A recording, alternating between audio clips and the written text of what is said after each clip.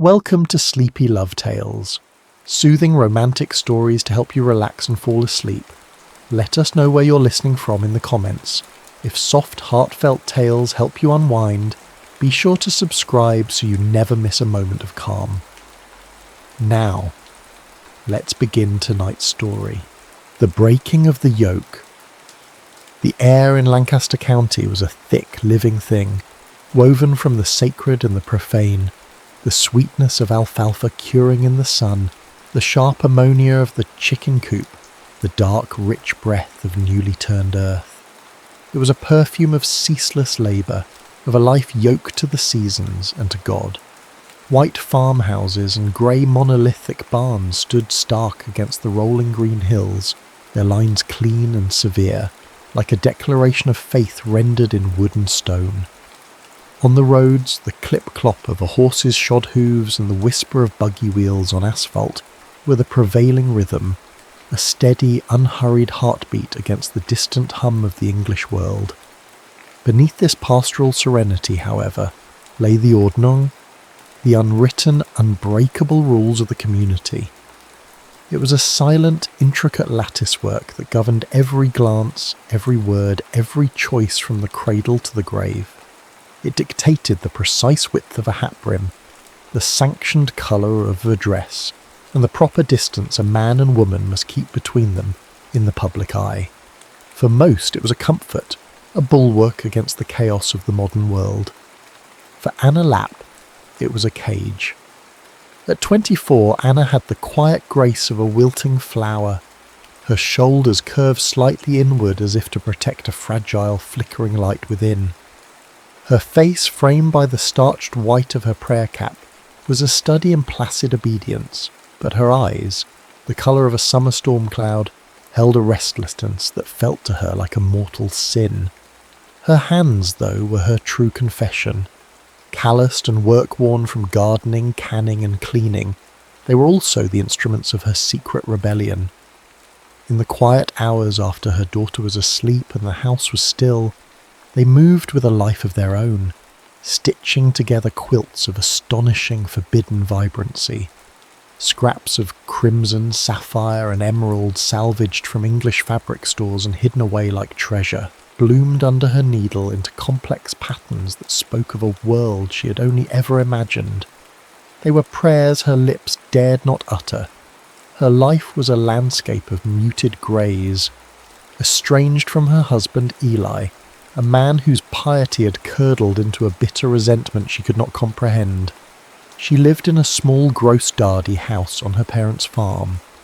Her days were for her 4-year-old daughter Sarah, a bright, curious child who had not yet learned the weight of silence.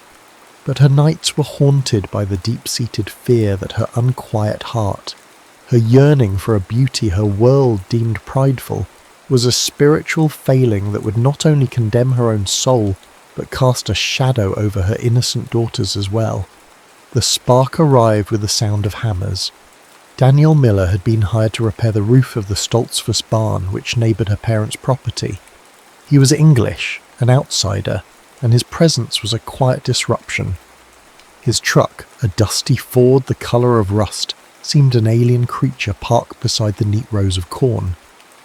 The men of the community kept a polite professional distance from him, but Anna found her gaze drawn to him against her will. He moved with an easy, unhurried confidence, his body lean and strong under a plain cotton t-shirt. There was a calmness in his hands as he worked the wood, a respect for the craft that the Amish men understood, even if they did not understand him. As was the custom, Anna was tasked with bringing water to the workers at mid-morning. She carried the tin bucket and a stack of cups, her plain grey dress whispering against the grass. The sun was high, beating down on the dusty yard, and the air shimmered with heat. The Amish men took their water with a nod and a murmured, "Dankie." Daniel, however, wiped the sweat from his brow with the back of his arm and turned to her. His eyes were a clear, startling hazel, and they met hers directly, without the customary dip of modesty. "Thank you, ma'am," he said, his voice a low, pleasant rumble. He gave her a smile, not a polite twitch of the lips, but a genuine, unreserved expression that reached his eyes and seemed to light them from within. It was a simple, common courtesy, yet it struck Anna with the force of a revelation. In her world, a man did not smile at another man's wife with such open, uncomplicated warmth. The moment was over in a second, but it left an imprint on her, a tiny spot of warmth in the cool, shaded landscape of her heart. Later that week, the heat broke in a glorious, sun-drenched afternoon. Anna was weeding her vegetable garden while Sarah played nearby, chattering to a family of small, crudely carved wooden dolls her grandfather had made for her.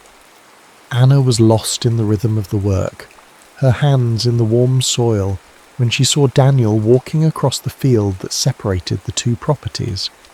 Her heart gave a foolish, betraying little leap. He stopped at the edge of her garden, holding something in his large, capable hand. "Excuse me," he said, his voice carrying easily on the still air. "I think your little one might have lost this." He opened his hand. Lying in his palm was one of Sarah's dolls, a little wooden woman with a painted-on apron. Sarah must have dropped it on one of her wanderings. "Oh," Anna said, her own voice sounding thin and breathless. She wiped her hands on her apron and stepped forward. "Sarah, look what the man has found." Sarah ran to him, her bare feet dusty. "My mam!" she cried, reaching for the doll. Daniel crouched down to her level, his knees cracking softly. "There you go," he said, placing the doll gently into Sarah's eager hands. Then he looked up at Anna, his gaze travelling from her face to her hands, which she quickly hid in the folds of her apron. He saw the flash of panic in her eyes, the instinct to conceal. He had seen the way she moved, the way she held herself apart, and a quiet ache of loneliness recognised its counterpart in her.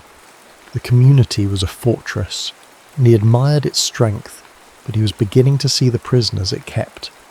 "You have a good piece of land here," he said, his gaze sweeping over the neat rows of beans and tomatoes. It was a neutral, safe observation, a bridge thrown across the chasm of their two worlds. "God has been good to us," she replied, the rote, practised answer of her people. But he heard the hesitation, the faint tremor beneath the stock phrase. He stood, and for a moment they were simply a man and a woman, standing in the golden light of a Pennsylvania afternoon. He gave her another of those small transforming smiles and a slight nod, then turned and walked back toward the sounds of his work. Anna watched him go, her hand pressed to her chest where her heart was beating a strange, new, and terrifying rhythm. It was just a returned doll, a simple kindness. But his gentle hands, the quiet respect in his eyes, had made it feel like a profound and intimate gift. The repair of the Stoltzfus roof stretched from days into weeks. A section of the main beam, it turned out, was rotten, and the work became more intricate. For Anna, Daniel's continued presence became a silent feature of her daily landscape, a fixed point of warmth in the periphery of her vision. He fell into a quiet routine, taking his lunch under the shade of a large maple that bordered her family's property, not far from where Sarah often played. He never intruded, never presumed, yet his proximity was a constant shimmering awareness. He spoke to Anna mostly through the innocent conduit of her daughter. "That's a fine tower of stones you're building there, Sarah," he might call out, his voice calm and steady. And when Anna would look up from her mending on the porch, he would meet her eyes for a fleeting second, a silent acknowledgement passing between them. He asked Sarah about the names of her dolls, admired the dandelions she picked, and listened to her rambling stories with a patience that tightened Anna's throat. Through Sarah he learned of the flowers Anna tended with such care, the name she had for the barn cats, the particular sweetness of the wild strawberries that grew by the fence. One afternoon he sat carving a small block of pine as he ate his sandwich. Sarah watched, mesmerised, as a shape began to emerge from the formless wood under the deft strokes of his knife. At the end of his break he walked over to the fence.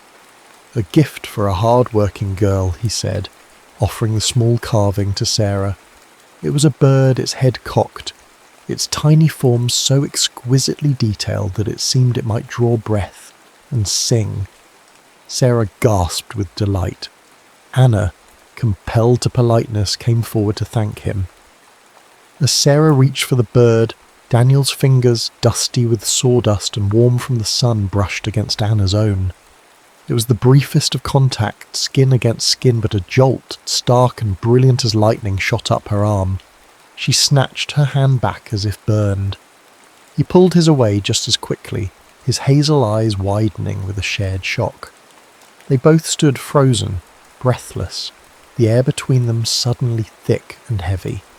The unspoken rules of her world, the absolute prohibition of such a touch between a married woman and a man not her husband, crashed down around them.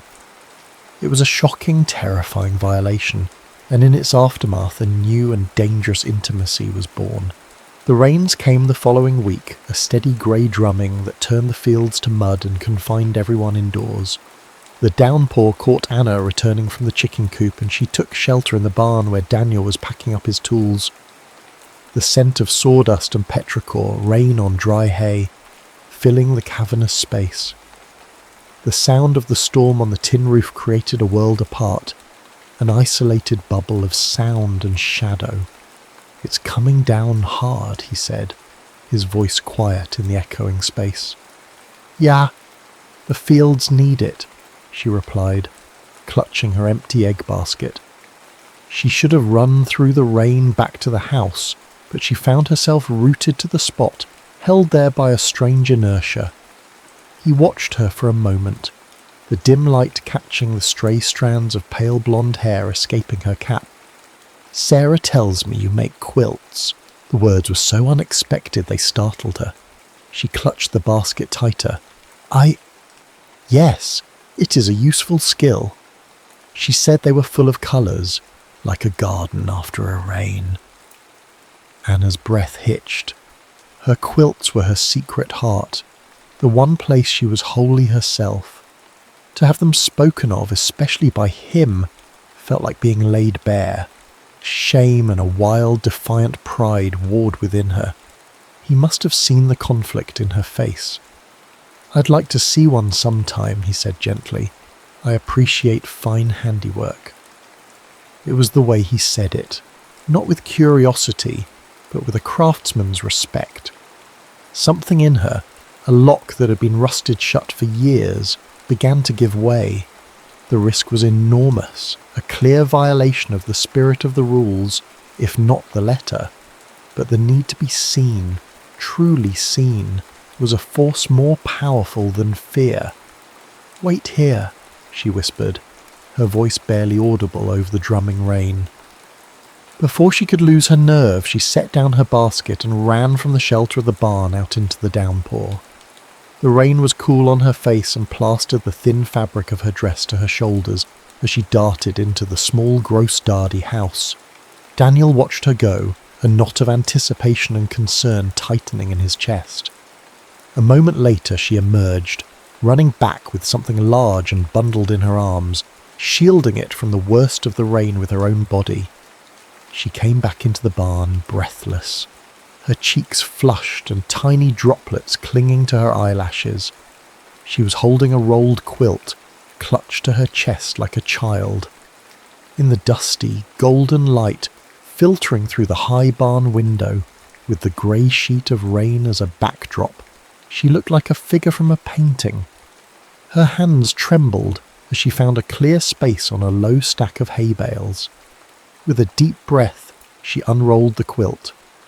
In the rustic dimness of the barn, the quilt was a shout of defiance. It was a log cabin pattern, traditional in its bones, but the colours were a riot of emotion. Deep burgundies bled into violet. Squares of brilliant saffron yellow stood beside patches of forest green and a blue so deep it was almost black. The vibrant living thing seemed to pulse with a light of its own against the muted tones of old wood and dry hay. It was the story of her own soul, of its sorrows and its secret incandescent joys. She waited for his judgment, for the quiet disapproval she expected from anyone who saw such a prideful display. Daniel said nothing for a long time. He reached out a hand not to touch the fabric, but to hover just above it, as if feeling its warmth, its energy. He saw the thousands of tiny, perfect stitches, the precision of the geometry. But more than that, he saw the spirit behind it. He did not see a transgression. He saw a caged artist singing her heart out in the only way she knew how. He finally raised his eyes to hers. They were full of a profound and aching understanding. "You have a beautiful soul, Anna," he said, and the words were a quiet confession, an absolution that went far beyond the quilt. They settled into the deepest part of her, soothing a wound she hadn't known she carried. In sharing her art, she had shared her very self, an act of supreme vulnerability and trust, and he had not turned away. A few days later, as dusk began to bleed purple and gold across the horizon, one of the young heifers wandered off. Anna went in search of her, following the path that wound between the tall rows of corn. The air was alive with the thrum of crickets and tree frogs, a symphony for the dying of the light. She found the heifer grazing peacefully by a small creek and was turning to lead her back when she saw Daniel walking toward her on the same path. He had been finishing a final repair, and they met in the narrow lane between the fields, isolated from the world by walls of rustling green stalks. The heifer ambled past them, heading for home.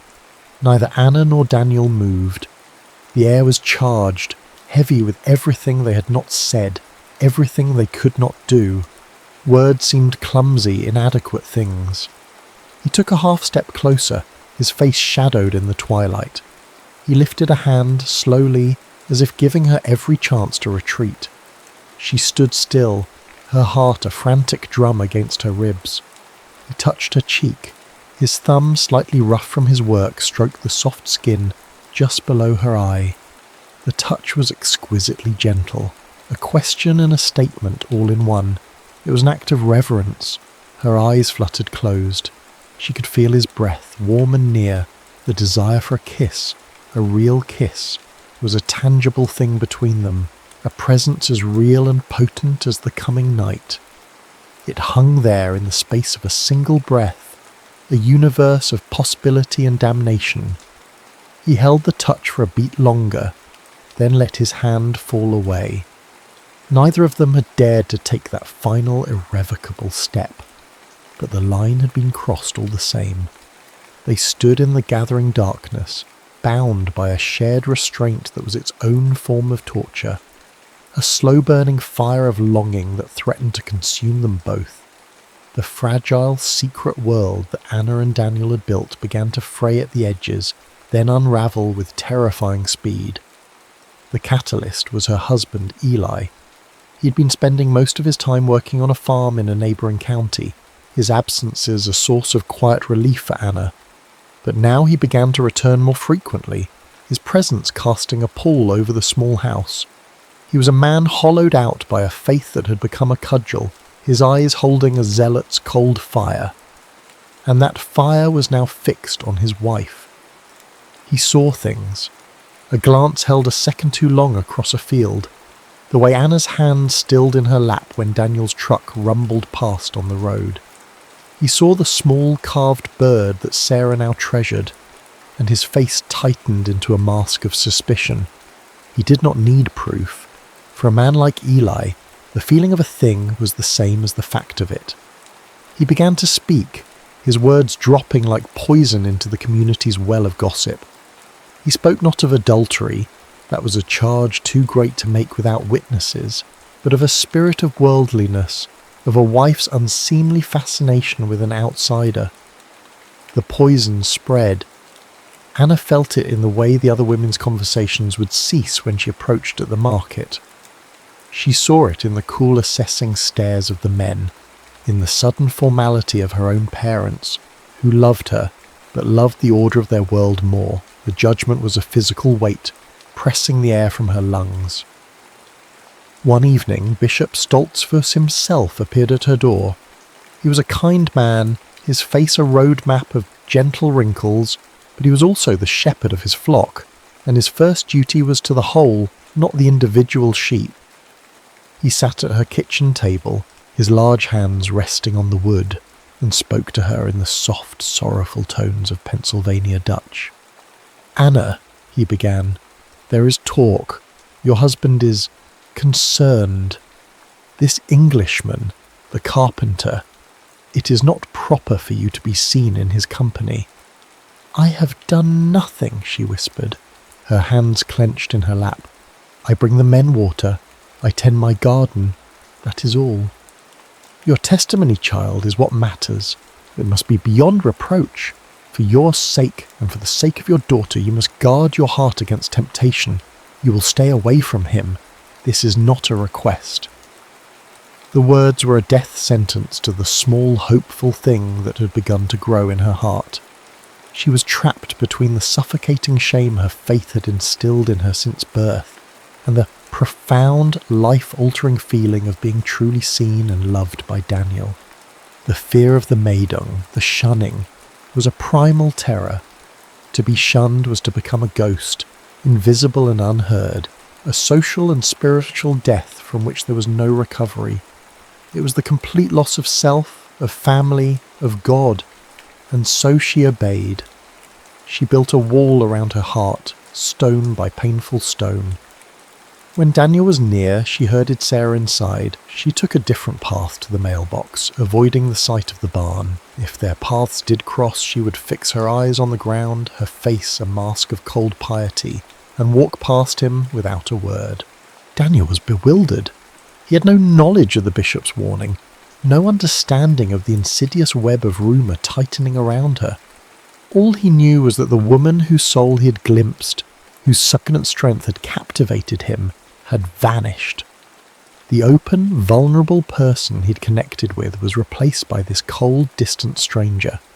He felt the rejection like a physical blow. He replayed their moments together, searching for his misstep.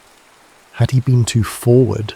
Had his admiration for her art somehow shamed her? He concluded, with a deep and hollow ache, that he had misread everything.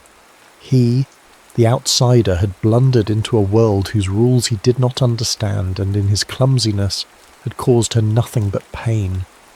His loneliness, which had briefly receded, returned with a vengeance colder and more desolate than before. The following Sunday was the emotional low point of Anna's life.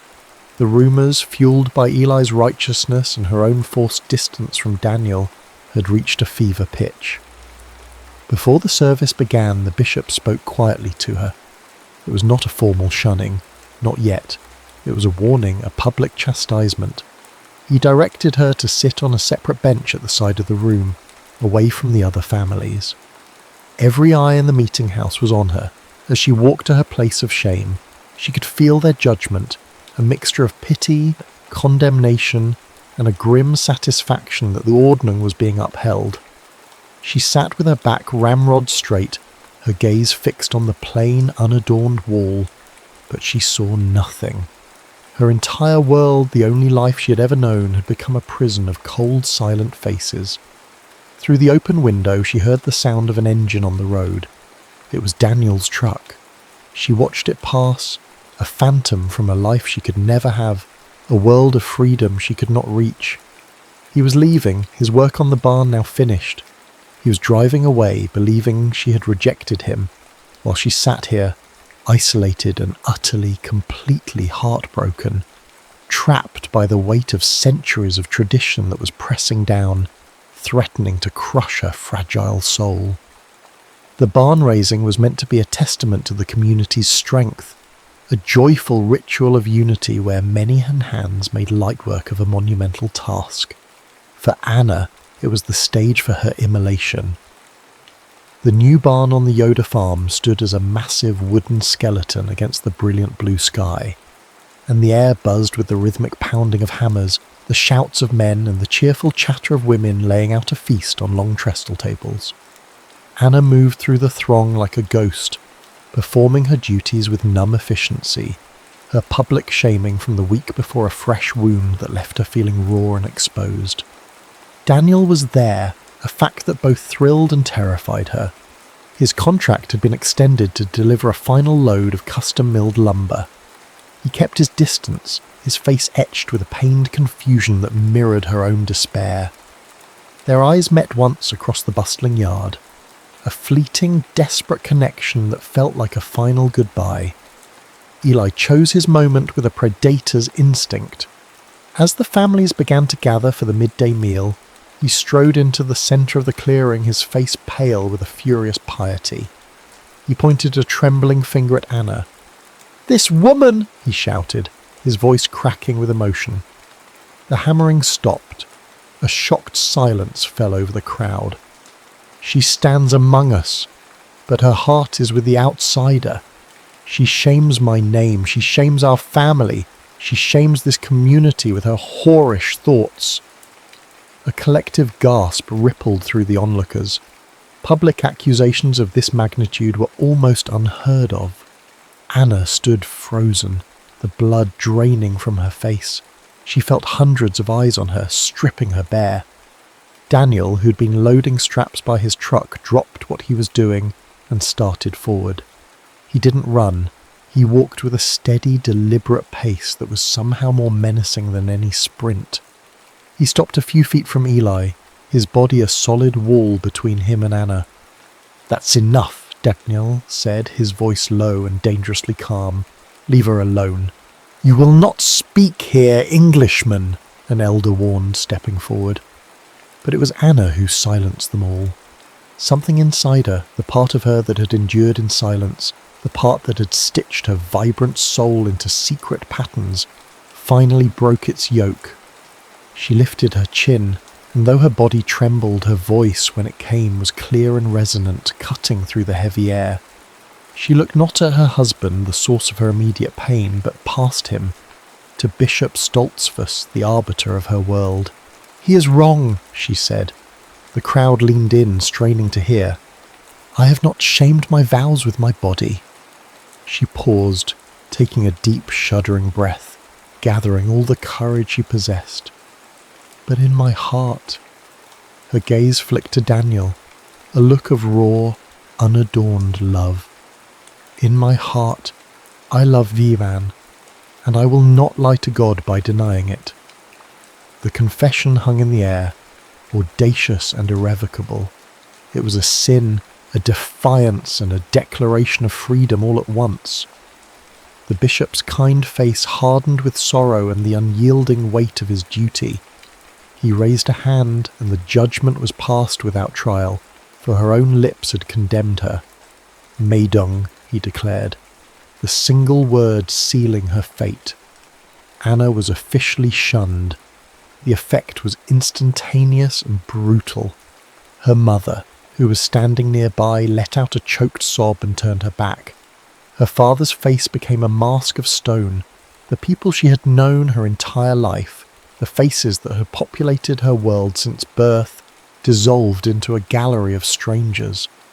They turned away, one by one, rendering her invisible.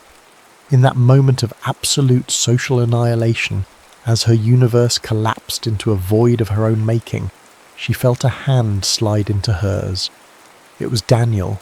He stood beside her, his grip firm and unwavering, a solitary anchor in the wreckage. Her act of defiance had been her ruin, but in his steadfast presence, she knew it was also her salvation. He led her through the parting crowd, which shuffled away as if she carried a plague. He helped her into the cab of his truck, then went to fetch a stunned and silent Sarah, lifting the child into Anna's lap. He did not ask where to go, he simply drove, leaving the community, her life, and all she had ever known beyond in a cloud of dust.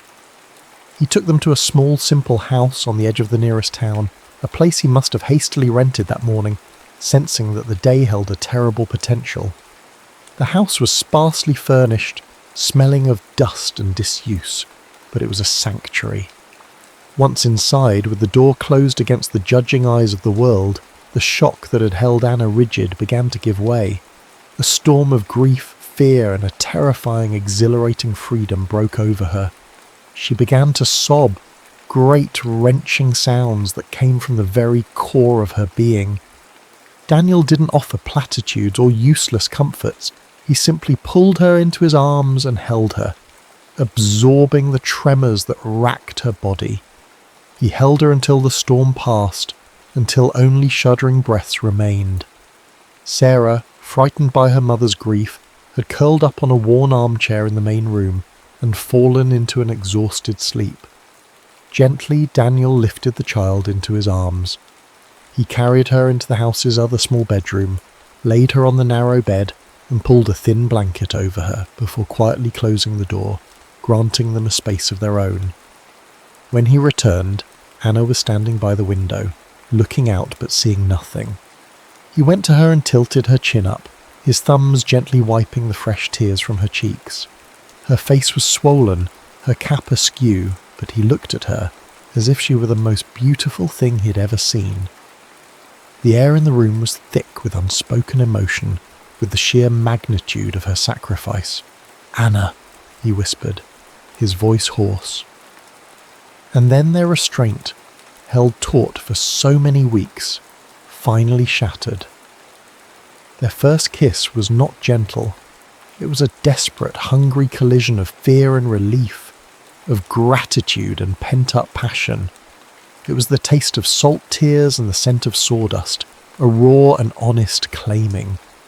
His hands moved from her face to her back, pulling her flush against him, and she clung to him, her fingers digging into the fabric of his shirt as if she might fall if she let go. He lifted her into his arms and carried her into their bedroom. The late afternoon sun cast long shadows across a simple iron-framed bed. He laid her down gently, and for a moment they simply looked at each other, their chests rising and falling in unison. This was the precipice, the final irreversible step. In the eyes of her people, this was the mortal sin.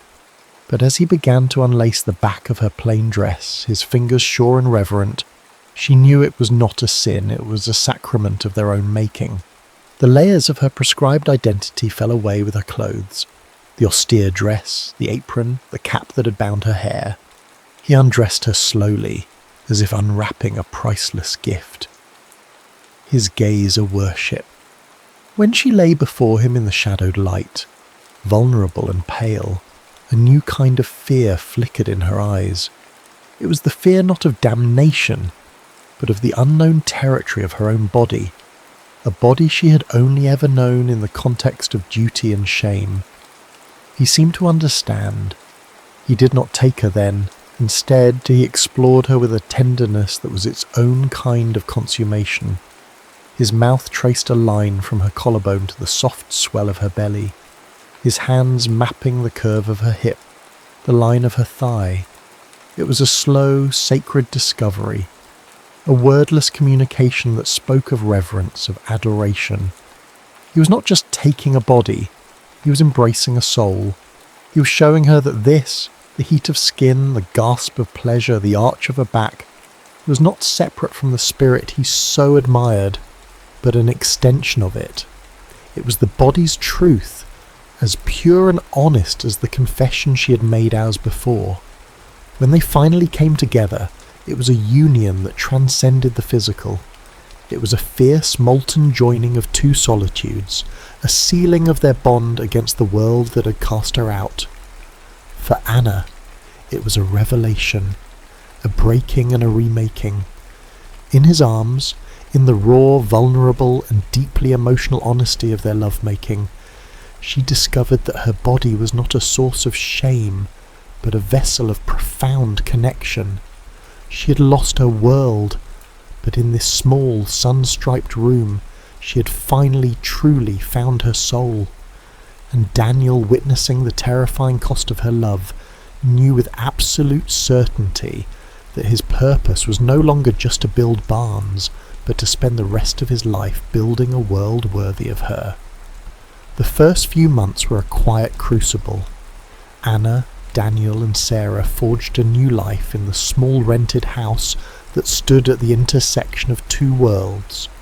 Behind them lay the rolling hills and silent judgment of the community she had lost. Before them, the open road and an uncertain future. Anna's nights were often tormented by nightmares, Visions of hellfire and damnation spun from the stern sermons of her youth. She would wake up gasping, her heart pounding with a deeply ingrained terror, the bishop's pronouncement of Meidung echoing in the darkness. In those moments Daniel would simply hold her, his solid, warm presence a bulwark against the phantoms. He would murmur to her, not dismissing her fears, but anchoring her in the present. "I'm here, Anna. You're safe. We're safe." His unwavering love was a slow, potent medicine, gradually healing the wounds that faith had inflicted. And in the daylight, there was Sarah. The child, freed from the strictures of the Ordnung, blossomed with a vibrant, noisy joy. Her laughter was a constant, bright thread in the fabric of their new life, a powerful antidote to Anna's lingering sorrow. Slowly, Anna began to heal. The turning point came one afternoon when Daniel returned from the salvage yard with a gift, an old treadle-powered sewing machine. It was rusted and worn, but its iron bones were good. He spent a week taking it apart, cleaning and oiling every piece until it ran with a smooth, quiet hum. He set it up for her in a corner of the living room. For days she only looked at it.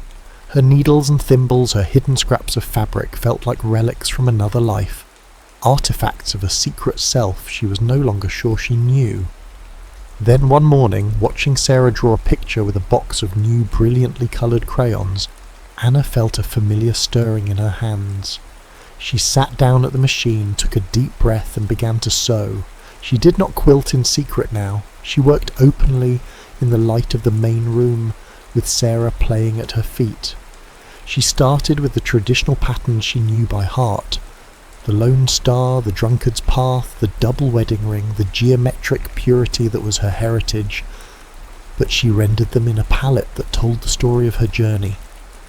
The stark black and white of her former life was still there, providing structure and line, but now it was shot through with the impossible colours of her rebellion and her release. The deep, passionate burgundy of her first confession in the barn, the hopeful, sun-drenched yellow of a new morning, the calm, steady hazel of Daniel's eyes. Her quilts were no longer just a private expression, they were a chronicle. A local artisan shop owner, a woman with a keen eye for authentic craft, saw one airing on Anna's clothesline and stopped her car. She was captivated by the raw, emotional power of the work, the way it blended the austere beauty of Amish design with a fiercely personal modern story. She offered to sell them on consignment. To Anna's astonishment, they sold almost immediately. Her freedom quilts, as the shop owner called them, provided a small but steady income, and more importantly, a powerful sense of a new identity. She was not just a shunned woman, not just Daniel's wife or Sarah's mother. She was an artist.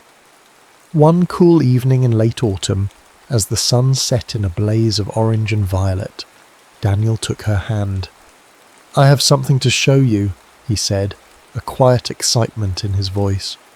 He led her out the back door to the small, dilapidated shed that stood at the edge of the property.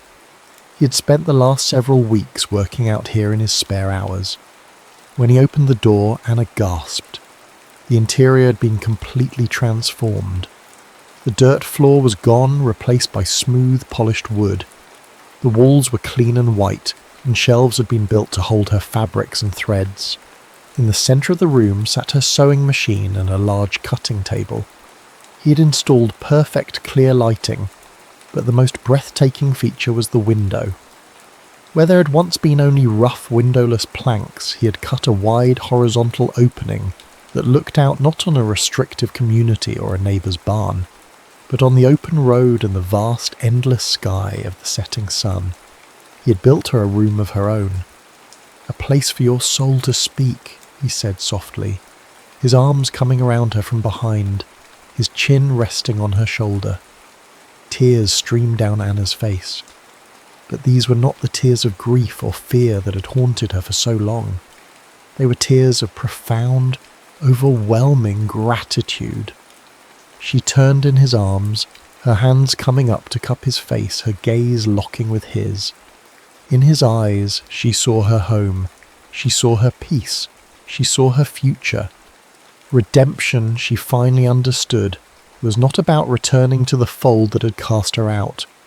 It was about having the courage to build a new home, stitch by painful, beautiful stitch, in the steadfast, loving heart of another. She leaned in and kissed him, a kiss not of desperate passion, but of deep and abiding peace, a seal on the new world they had made together.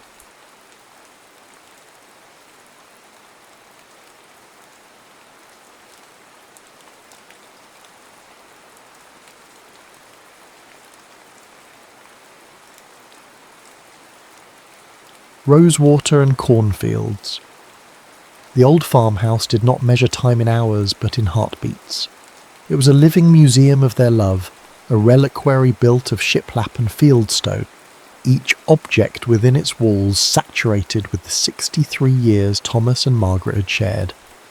The morning light, honeyed and slow, streamed through the kitchen window, illuminating the worn grooves in the great oak table, a topography carved by the brush of their hands over a lifetime of meals, arguments and reconciliations. The air smelled of freshly brewed coffee, a scent so familiar it was part of his own blood. Yet beneath it, Thomas strained for something more elusive, the ghost of the rosewater Margaret had always worn, a fragrance now as faint and fleeting as the memories she kept locked away from him. The atmosphere was one of sacred, aching nostalgia, a silence that was not empty, but filled with the echoes of a million forgotten conversations. Thomas, at 81, moved through this sanctuary with the gentle reverence of a curator. His hands, gnarled by a life of wrestling with the stubborn Iowa soil, were now tasked with a more delicate, more desperate work, the preservation of a shared soul. Every gesture was a quiet battle against the slow, creeping erasure of his wife. He was the sole keeper of their world, and the weight of that responsibility was a physical ache in his chest, a crushing accumulation of all the small things she no longer knew. And then there was Margaret. She was turning 80 today. A queen in a faded, foggy kingdom, she sat in her armchair by the window, her gaze lost somewhere in the shimmering green of the cornfields. Her beauty had not deserted her, it had simply softened, like a photograph left in the sun. The sharp wit in her eyes had been replaced by a placid confusion, a frustrating veil he could not pierce. Her vulnerability was a constant sharp pain in his heart, most pronounced in those terrible moments when she seemed to be reaching for a thought, her hands clenching the worn chintz of the chair, her brow furrowed in a silent, agonizing struggle, before the fog rolled back in, reclaiming her. He brought her a mug of coffee, sweetened with 2 sugars and a splash of cream, just as she'd liked it since 1962. "Here you are, my love," he said, his voice a low, steady murmur.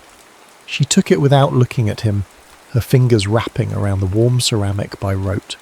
There was no recognition, no thank you. There rarely was. He did not expect it.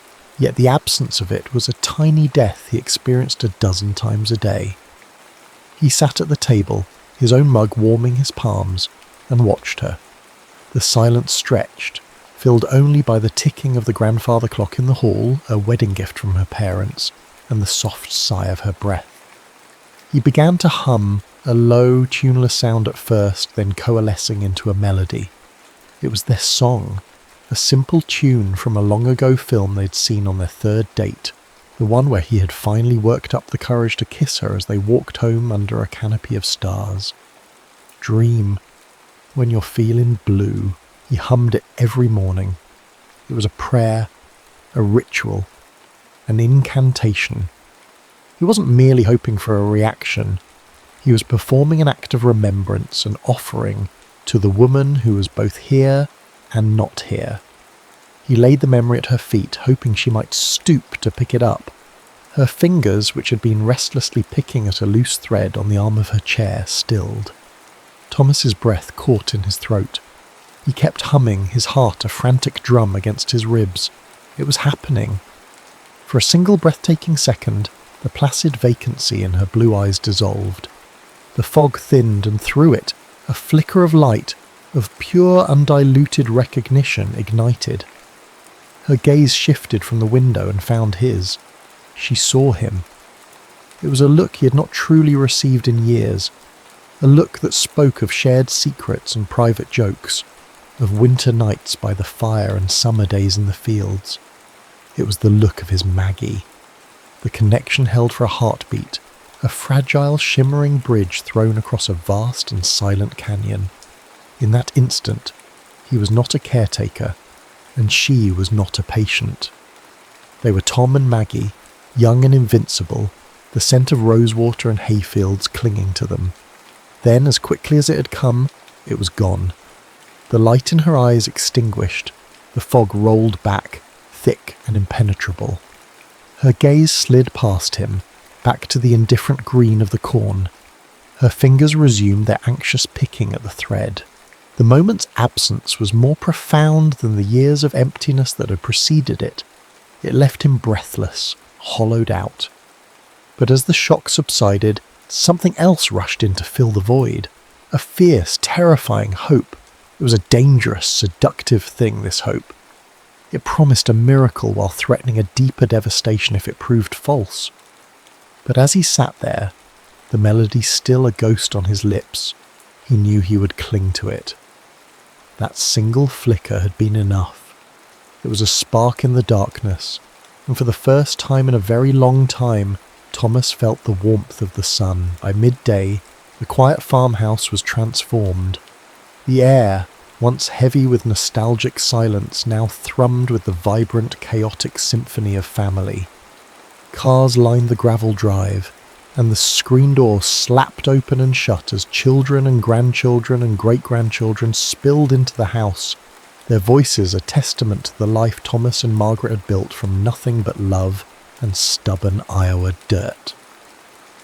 They brought with them the sense of perfume and grass stains, the bright colours of summer dresses, and the boisterous energy that for years had been the lifeblood of this home. Margaret sat in her usual chair, a bewildered monarch at the centre of a swirling court. She accepted hugs with a placid smile, her eyes uncomprehending, but her spirit seemingly calmed by the sheer volume of affection surrounding her. Thomas moved through the crowd, a gentle anchor in the joyful storm, his gaze constantly returning to her, gauging her comfort, her peace. His granddaughter Sarah, a young woman with Margaret's fiery red hair and stubborn chin here, came to his side. She touched the small tarnished silver locket that always rested against his chest. "Grandpa, you've worn this forever. I don't think I've ever heard the story behind it." Thomas's hand went to the locket, his thumb tracing the intricate floral engraving, now smoothed by the passage of decades. A slow smile spread across his face, crinkling the corners of his eyes. He didn't just say it was a gift. He drew the whole family into the telling, his voice warm and rich with the texture of memory. "It was the summer of '61, he began, and the room quieted, the younger generation drawn in by the rare promise of a story. Your grandmother decided we needed a proper romantic picnic. She packed a basket with fried chicken, potato salad, the works. We went down to Miller's Creek, but Maggie, well, she was never one for logistics.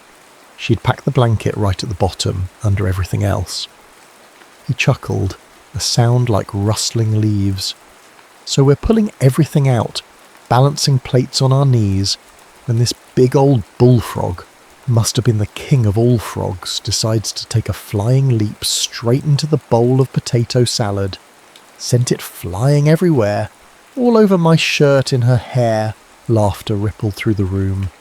"I was so mad," Thomas continued, his eyes distant, seeing not his family, but a grassy creek bank 60 years in the past.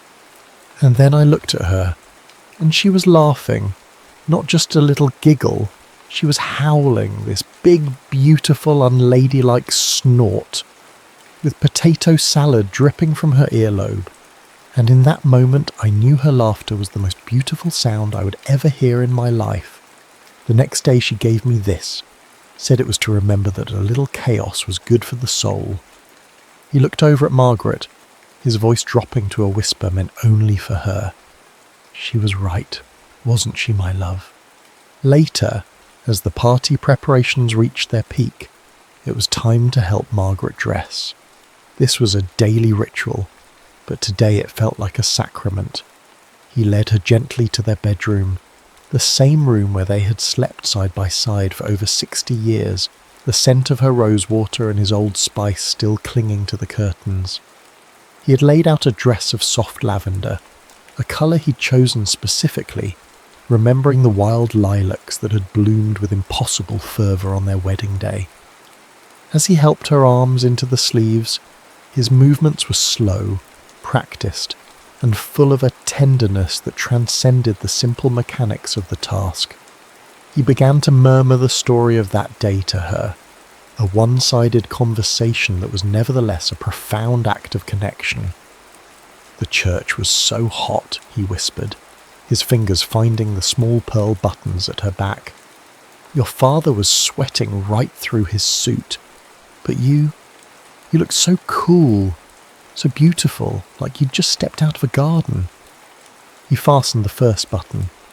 You almost tripped on your way down the aisle, remember? On a loose floorboard. You grabbed my arm and you squeezed it so tight. Another button. And when the preacher asked if you'd take me, you said, well, I've come this far, and everyone laughed. You always knew how to break the tension, Maggie. His words were an affirmation, a quiet insistence that he still saw the fiery, laughing bride she had been, the woman who lived so vividly inside the quiet, fragile shell before him. He was dressing not just her body, but her history, clothing her in the warmth of their shared past. His meticulous acts of love continued throughout the afternoon. He found the specific Waterford crystal vase her mother had given them, the only one she ever allowed to hold sunflowers, and arranged a bright, explosive bouquet on the mantelpiece. When his daughter brought out the strawberry pie for dessert, he insisted on tasting the filling. He pursed his lips, shook his head, and disappeared into the kitchen, returning with a lemon. He squeezed a final, precise amount of juice into the bowl. There, he declared. Now it's just the way she liked it, a little tart to cut the sweet. These were not chores.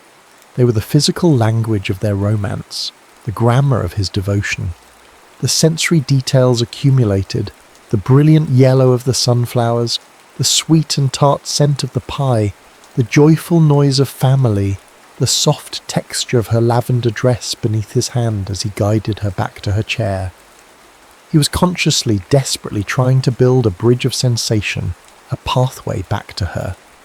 He was willing this combination of sight and sound and taste and touch to be the key that would finally unlock the door to her mind. It was a desperate internal plea, a lover's prayer whispered not to God, but to the very universe they had created together, within the four walls of their home. The party swelled to a crescendo of warmth and affection.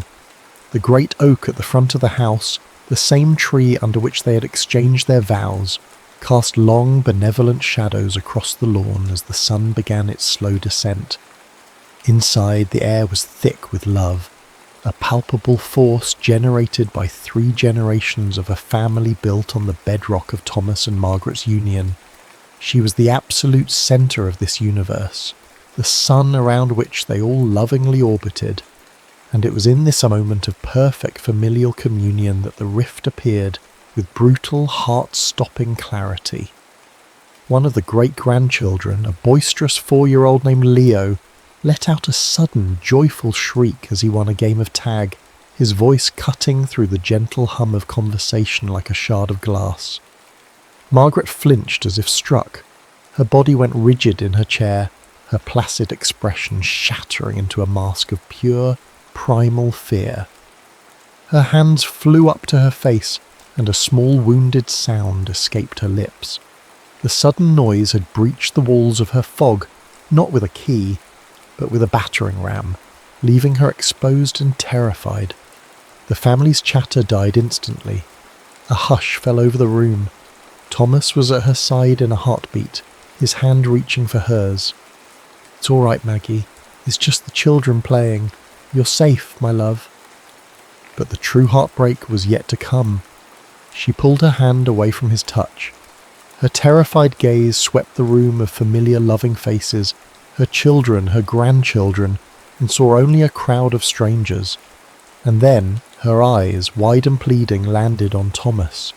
She looked directly at the man who had loved her for more than 6 decades, the keeper of her soul, and saw a threat. Her face, a mask of confusion, conveyed a single desperate question to a stranger. "Can you help me?" For that one visceral instant, he was erased from their world. He was not her husband and not her protector, not her Tom. He was just another part of the overwhelming, frightening chaos from which she needed rescue. The blow was more powerful than any physical assault. It struck him in the very core of his being, extinguishing the fragile hope that had kindled that morning. The love he offered, the lifetime of devotion he poured out every single day, had been returned to sender, address unknown. He felt 100 eyes on him, filled with pity and sorrow. He couldn't breathe. Excusing himself with a choked whisper, he pushed through the silent family and escaped to the front porch, the screen door slapping shut behind him with a sound of shocking finality. He leaned heavily against the porch railing, his knuckles white. He and Margaret had painted this very railing a crisp white 37 years ago, laughing as they had ended up with more paint on each other than on the wood. He could feel the phantom sensation of her flicking a cool drop of paint onto his nose. The memory was so vivid it was a torment. He looked out at the great oak, its leaves rustling in the evening breeze, a silent witness to their vows, in sickness and in health. He had understood the words then, of course, but he had not understood their weight, their shape. He had imagined a sickness he could fight, a tangible enemy he could stand against.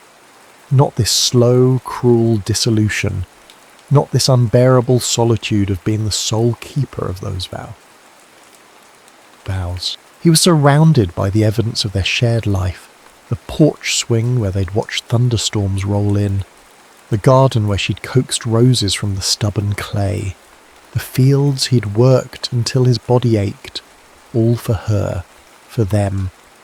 But with her gone, truly gone from him in that terrible moment inside, the world he had built felt like a hollow stage set. The meaning had been stripped away, leaving only painted wood and empty fields. A profound, aching weariness settled over him, heavier than all his 81 years. It was a crisis of faith, not in God, but in the meaning of his own promise. What was the point of remembering if the memories only served to highlight the vast emptiness of the present? What was the purpose of a love that was offered constantly but could no longer be received? He bowed his head, the solid wood of the railing cool against his forehead, and whispered into the empty evening air, a confession to the ghosts of the past. "I remember for both of us, Maggie. I remember everything, but I'm so tired."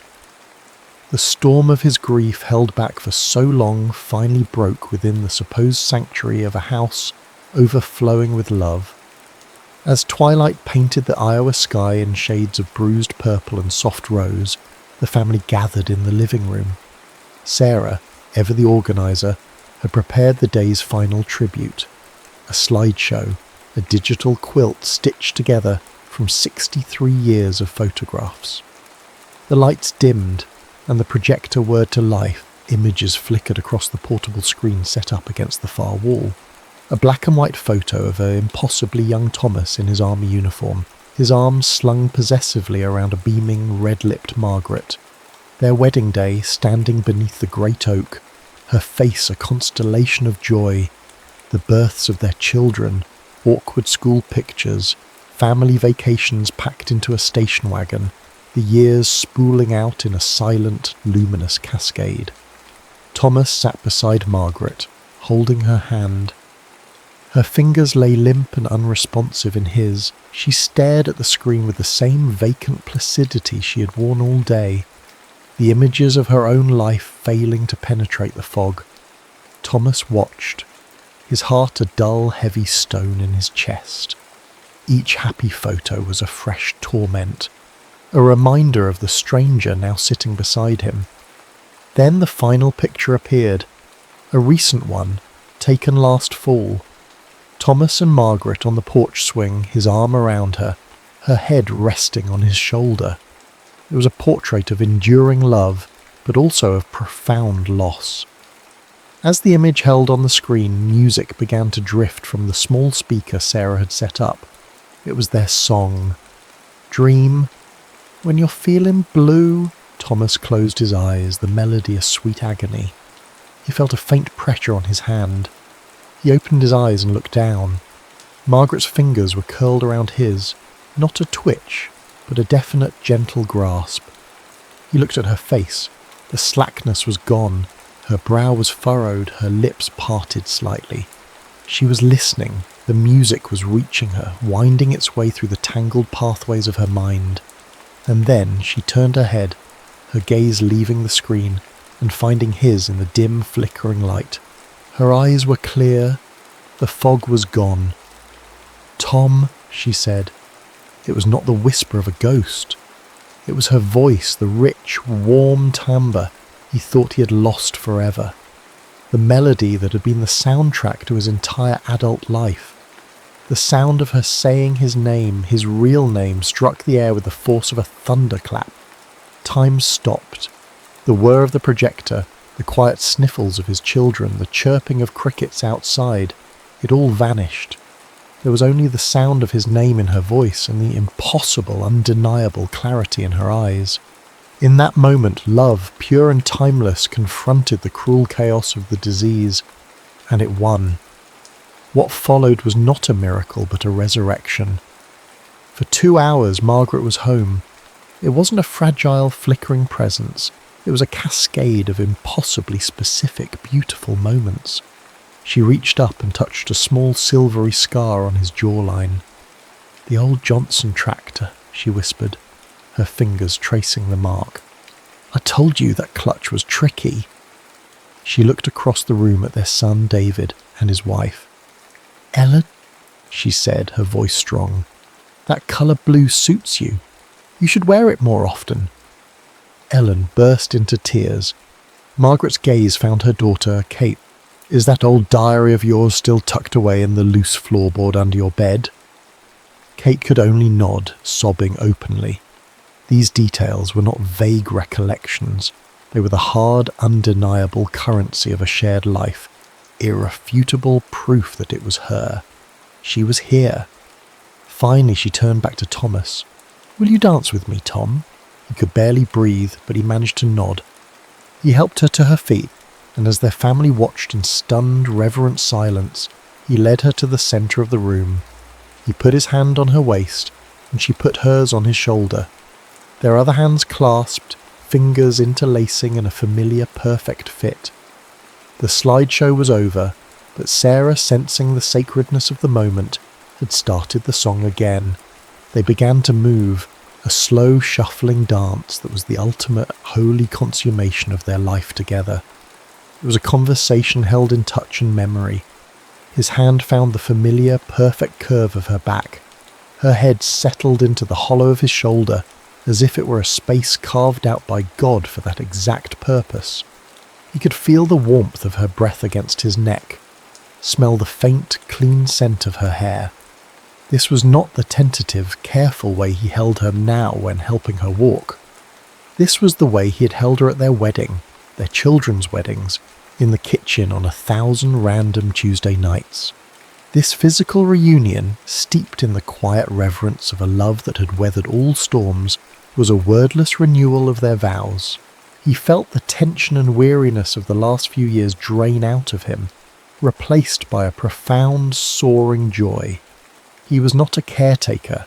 He was a husband. He was seen, known, and cherished. He finally understood that his long, weary vigil had not been a burden. It had been the most romantic act of his life. He was the guardian of her soul, and he had kept it safe until she could find her way home to it. The song ended.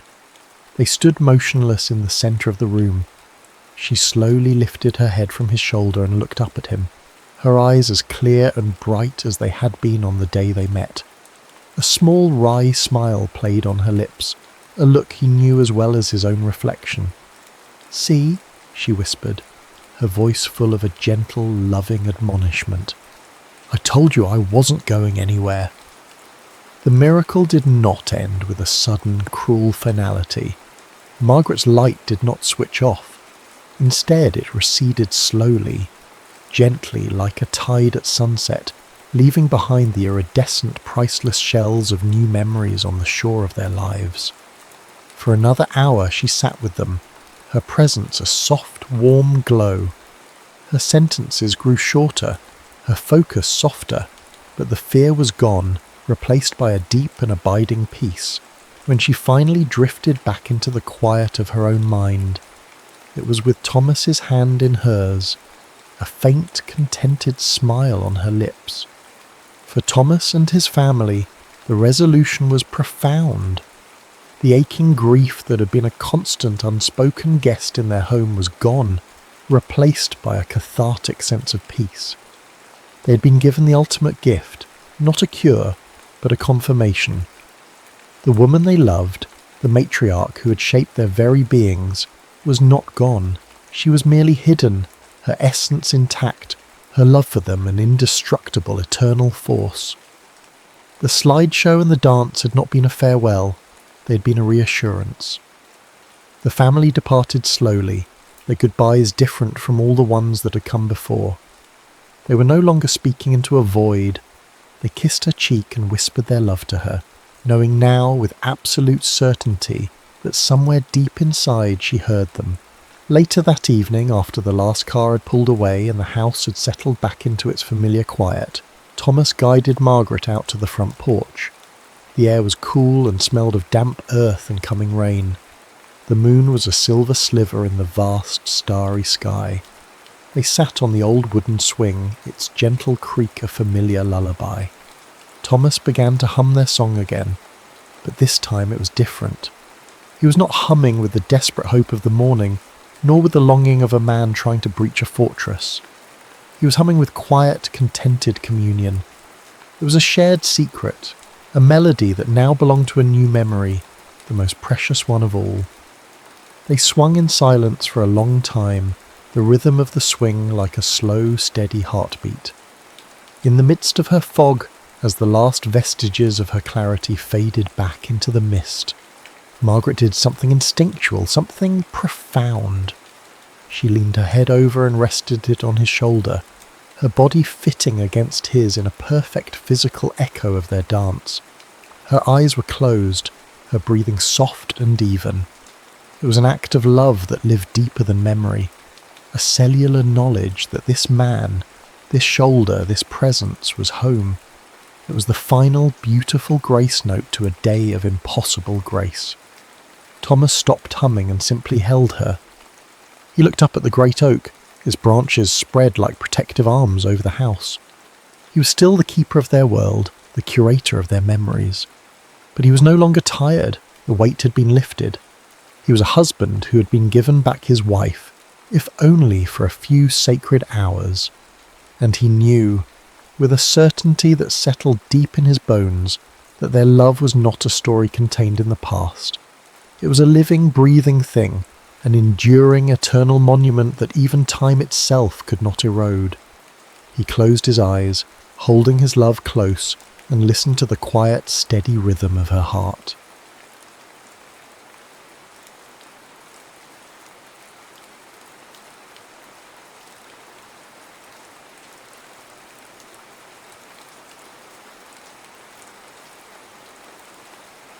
Steps unfinished. The grand ballroom of the Kiev Palace of Culture was a ghost of its former self, a cavern of fading Soviet-era grandeur, where the ghosts of apparatchiks had been replaced by the fierce, nascent dreams of children. The air, thick with the scent of floor wax, rosin, and the faint, clean sweat of youth, was a tangible thing.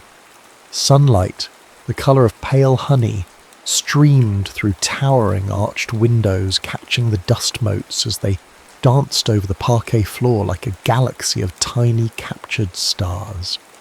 The mirrors that lined the walls were vast, but their silvered surfaces were tarnished at the edges, reflecting a slightly distorted, dreamlike version of the world within.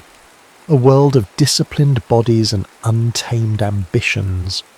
In this world, Anya, at 10, was a small, fierce flame.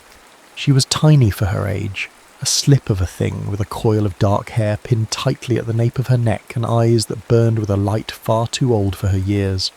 She danced with a desperate razor-sharp precision, each movement economical and perfect.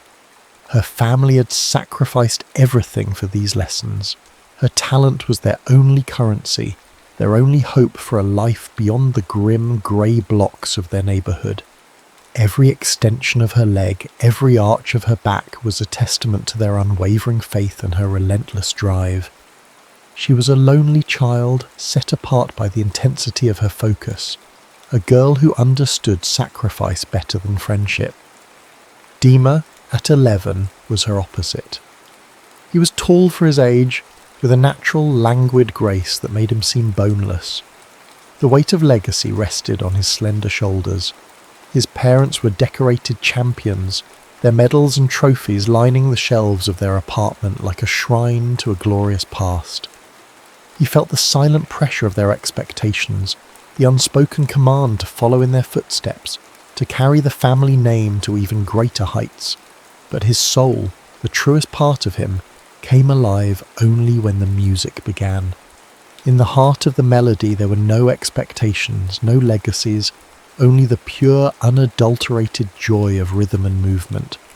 He too was lonely, trapped in a gilded cage of his parents' making, his own dreams a secret he kept locked in his heart. Their coach, Madame Elena, a stern former champion whose face seemed carved from granite, clapped her hands, the sound echoing like a gunshot in the cavernous room. "Anya, Dima, she commanded, her voice brooking no argument. "You will dance together, the passo doble." A murmur went through the other dancers. The passo doble was a dance of fire and passion, a bullfight set to music.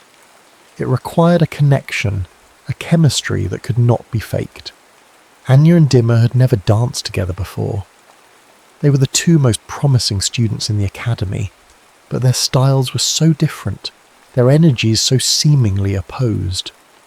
They took their positions, their hands meeting for the first time.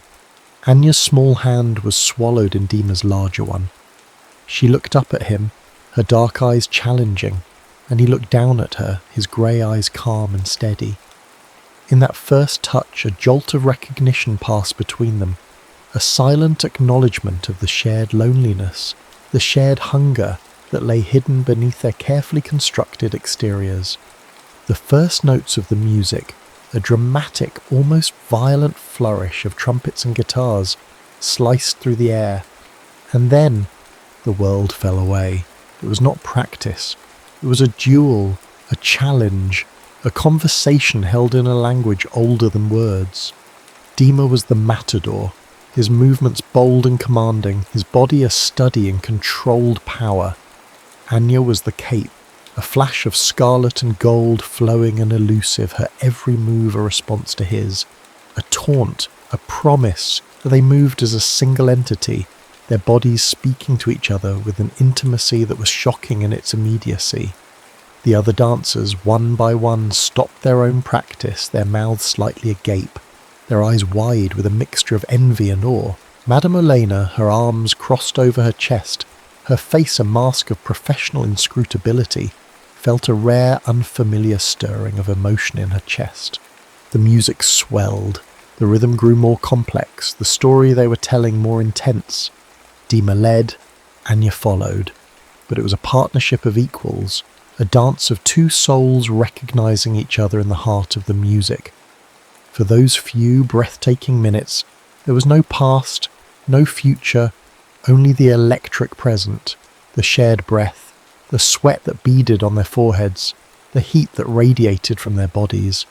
The air crackled with a possibility that was as undeniable as it was unbeacon. When the final crashing chord of the music faded, They stood frozen, their bodies still entwined, their chests heaving, their eyes locked in a gaze that was far too profound for their tender years.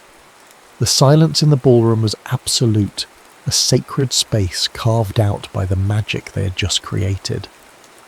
Then, as if waking from a dream, Dima slowly released Anya's hand.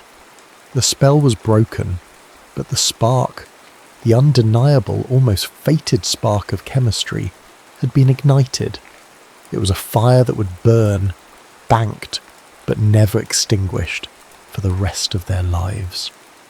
Years passed in a montage of shared sacrifice and growing intimacy, a blur of echoing arenas, cramped overnight trains, and the endless, relentless pursuit of perfection.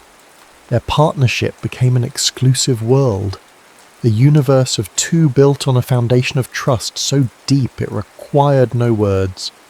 Dima became the silent keeper of Anya's secrets, the one who knew that the fire in her eyes often masked a gnawing fear of failure. He was the one who carefully, tenderly taped her blistered toes on a rattling train to a competition in Poland, his touch a gentle comfort in the pre-dawn chill. Anya, in turn, became the guardian of his vulnerabilities, the one who saw the flicker of doubt that sometimes crossed his face before he stepped onto the dance floor.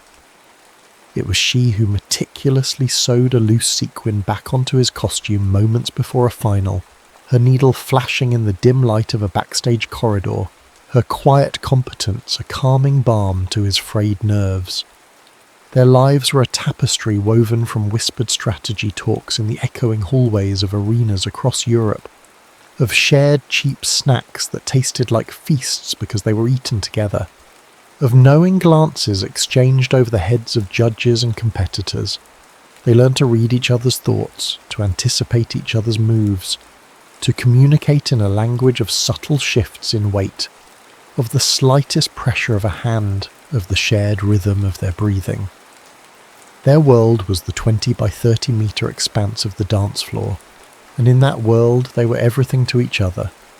The line between their art and their hearts began to blur, the disciplined intimacy of their dance seeping into the quiet moments between practices and performances, the press of his hand on her back, the slide of her leg against his, the shared breath in a tight hold.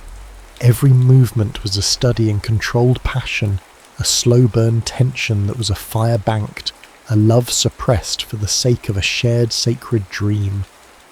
The fire nearly blazed into the open during a private coaching session for the rumba, the dance of love. Their instructor, a wiry, intense man named Anton, grew frustrated with their technical perfection. "Stop counting!" he barked, his voice echoing in the empty studio. "Stop thinking, tell me the show me you cannot live without her." His words hung in the air, a challenge and a dare. Dima, goaded, looked into Anya's eyes, and for one breathtaking minute they dropped the technique, the steps, the counts, and danced only for each other. The air grew thick, their movements charged with a raw, desperate longing that had been simmering beneath the surface for years. He pulled her close, his hand splayed against the small of her back, his body moulding to hers as if they were two halves of a whole. She melted into his embrace, her head thrown back, her eyes closed, her body a pliant instrument in his hands. The story they told was not one of gentle romance, but of a fierce, all-consuming passion, a love that was both a salvation and a torment.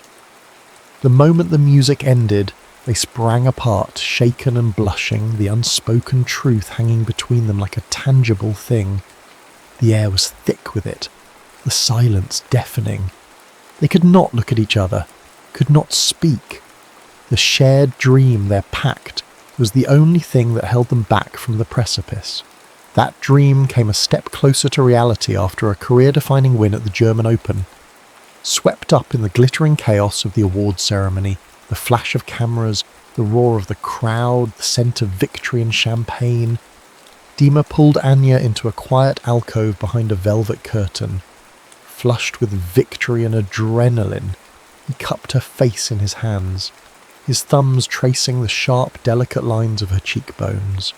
His eyes, dark and intense, searched hers, and in their depths she saw the reflection of her own longing, her own unspoken desire. The kiss they had both silently craved for years was a breath away, a heartbeat from becoming a reality. But at the last second he hesitated. The weight of their shared ambition, the years of sacrifice, the sacred pact they had made, all rushed into the space between them. He rested his forehead against hers, his breath warm on her skin, and whispered the words that had become their mantra, their promise, their everything. The World Championship. First. She did not protest, did not argue. She simply nodded, her eyes closing as she savoured the bitter-sweet agony of the moment. The dream was everything. It had to be. And so they turned away from the precipice, their hands clasped together, their hearts beating in unison, and walked back into the glittering light, their love a secret fire that would continue to burn, fueling their journey to the top. The world of sequins and samba rhythms was annihilated overnight. The full-scale invasion erupted just before Dima's 18th birthday, a brutal, deafening roar that shattered the fragile beauty of their lives. The grand ballroom, once a sanctuary of dreams, became a shelter, its polished floor a cold bed for displaced families, its gilded mirrors reflecting the hollow eyes of fear. The beat of the music was replaced by the percussive terror of distant shelling, a relentless, gut-wrenching rhythm that became the new soundtrack of their lives. The conflict was no longer an abstract headline in a newspaper, but a raw, visceral reality that tore at the very fabric of their existence. It became a war of survival versus ambition, of love of country versus love of each other. The catalyst for their personal apocalypse came in the form of a missile that struck the residential street where Dima's family lived. The building was damaged, the familiar landscape of his childhood transformed into a nightmare of shattered glass and twisted metal. While his immediate family was safe, their home was no longer a sanctuary. That night, Dima, his face streaked with soot and grime, pulled injured neighbours from the rubble, his hands, once so graceful and precise on the dance floor, now raw and bloodied. The experience was a brutal awakening, a violent collision with a reality he could no longer ignore. He saw his father, a man he had always viewed as invincible, a champion, looking frail and helpless amidst the chaos, his eyes reflecting a fear Dima had never seen before. The abstract concept of defending his country became the concrete, visceral need to protect his home, his family, the very ground beneath his feet. The choice was no longer a choice, it was a moral and emotional imperative. He would volunteer. When he turned 18 in a few weeks, he would join the army. When he told Anya, her world imploded. They were huddled in a corner of the ballroom, the air thick with the smell of dust and fear. The distant thud of artillery was a constant, unnerving presence. She looked at him, her eyes wide with a mixture of disbelief and a dawning, terrible understanding. For her, it was a choice, a betrayal of everything they had worked for, everything they had sacrificed. "They are not forcing you," she pleaded, her voice a raw whisper. "You're choosing to leave our dream. You're choosing to leave Mo for Dima." There was no choice, no other path he could take. His Tio, once so alive in the music, was now tethered to the fate of his country, his family. "There is no dream if there is no home to dream in," he told her, his voice rough with a pain that mirrored her own. "There is no dance floor if there is no country to dance in." His words, meant to explain, to comfort, instead carved a heartbreaking rift between them, a chasm of misunderstanding that seemed impossible to bridge. His duty to his family, his love for his country clashed with his promise to her, his love for her.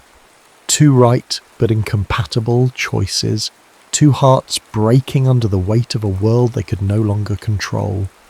The stormy, desperate agony of a future being sacrificed hung between them, a tangible, suffocating presence. Their shared soul, once so perfectly in sync on the dance floor, was now torn in two, a casualty of a war they had never asked for, a war that was destroying everything they had ever known, everything they had ever loved. The night after his 18th birthday was a shroud of silence and sorrow. It was his last night of freedom, his last night as the boy Anya had known, before the dawn would transform him into a soldier. They met in their silent, darkened dance studio, the grand ballroom a tomb of their shared past. The arguments were over, the pleas exhausted, leaving only a profound, shared grief that filled the cavernous space like a physical presence. The moonlight filtering through the tall, arched windows painted silver ghosts on the parquet floor, ghosts of 1,000 dances, 1,000 shared dreams. The repressed emotions of a decade, the unspoken love that had been the silent soundtrack of their lives, erupted not in anger, but in heartbreaking confessions whispered into the stillness of the night. "I don't know how to dance without you," she whispered, her voice a fragile thread in the vast emptiness of the room. Her words were not a complaint, but a simple, devastating statement of fact. He was her other half, the anchor of her art, the rhythm of her soul. He turned to her, his face a mask of anguish in the pale moonlight. "Then you will have to learn to dance for me," he replied, his voice cracking on the last word. It was not a command, but a plea, a last will and testament. He was consciously entrusting their entire shared history, their future, into her hands, making her the sole guardian of the life they were supposed to live together. "Dance for us both," he whispered, his hand finding hers in the darkness, his fingers lacing through hers, a desperate final connection. The weight of his words, the crushing sacred weight of their shared dream, settled upon her, and in that moment she understood. Her love was no longer a secret to be managed, a fire to be banked, but the defiant fuel for her survival, for his legacy. Among the ghosts of their 1,000 dances, in the hallowed space that had been their sanctuary, they made love for the first and only time. It was a desperate, profound claiming, a final, sacred act of communion. Each touch was a memory being forged against the cold certainty of loss. Each kiss a promise whispered into the darkness. There was a raw spiritual depth to their intimacy, a fusion of terror, grief, and incandescent love. It was a fierce and vulnerable attempt to say what words never could, a desperate act of rebellion against the fate that was tearing them apart. His hands, once so sure and steady on the dance floor, now trembled as they explored the soft, secret curves of her body, his touch a mixture of reverence and a desperate, possessive hunger. She responded with a raw, untamed passion of her own, her body a canvas for the emotions that had been suppressed for so long. There was no artifice, no technique, only the pure, unadulterated language of two souls merging, two hearts breaking, two bodies clinging to each other in a final, desperate embrace. It was a love that was as beautiful as it was tragic, as pure as it was doomed. In making his impossible choice, Dima found a sliver of peace, a fragile, fleeting sense of solace in the knowledge that their life's work would not die even if he did. And Anya, in accepting the sacred, crushing weight of their shared dream, found a new, terrible strength, a reason to survive, a reason to dance. As a refugee in Italy, Anya was a ghost. The vibrant, passionate girl who had lived and breathed for the dance was gone, replaced by a hollow-eyed wraith who moved through the world as if in a dream. The dance floor, once her sanctuary, was now a torment, each note of music a painful reminder of a life that was no more. For a year she did not dance, she could not. The music was silent within her, her body a stranger to the rhythms that had once been its lifeblood. Then the news arrived, A clinical, devastating blow delivered in a crisp official envelope. Dima was killed near Bakhmut. The words were a knife to her heart, a final, brutal severing of the thread that had connected her to her past. Grief hollowed her out, leaving a vast, aching emptiness in its wake. But in the desolate landscape of her sorrow, his last words began to echo, a faint, insistent whisper that grew into a roar. "Dance for us both." His words became her resurrection. She found a new partner, a patient, powerful Italian named Marco, a man with sad eyes who understood that he was only dancing with half of her soul. He did not try to fill the empty space beside her, did not try to replace what had been lost. He simply offered her his strength, his support, his unwavering belief in the power of her art. And so Anya returned to the world of competitive dance, her movements infused with the new depth, a tragic, breathtaking beauty that silenced audiences and brought tears to the eyes of judges. The World Championship Finals. The roar of the crowd was a distant ocean, the glittering lights of the arena a blur. As she took her final bow, the victor, she held the trophy to her chest, its cold, hard weight a tangible symbol of a promise kept, a dream realized. Later, during the victor's exhibition dance, she dismissed Marco with a gentle, grateful smile. She approached the orchestra conductor and whispered a request. The first familiar notes of their rumba, the dance of love, filled the arena, a sweet, poignant melody that was both a celebration and a lament. She danced it alone, her eyes closed, her arms cradling an invisible partner. The audience was mesmerized, held captive by the raw, heartbreaking beauty of the moment. They were witnessing something holy, a love that transcended death, a dance that was a prayer, a tribute, a final, defiant act of love. As the final note faded, tears streamed down her face, a silent, cleansing river of grief and love and triumph. And in the hushed silence of the vast arena, she whispered to the empty space beside her, the space that would always be his, Ms. Mowgli. We made it.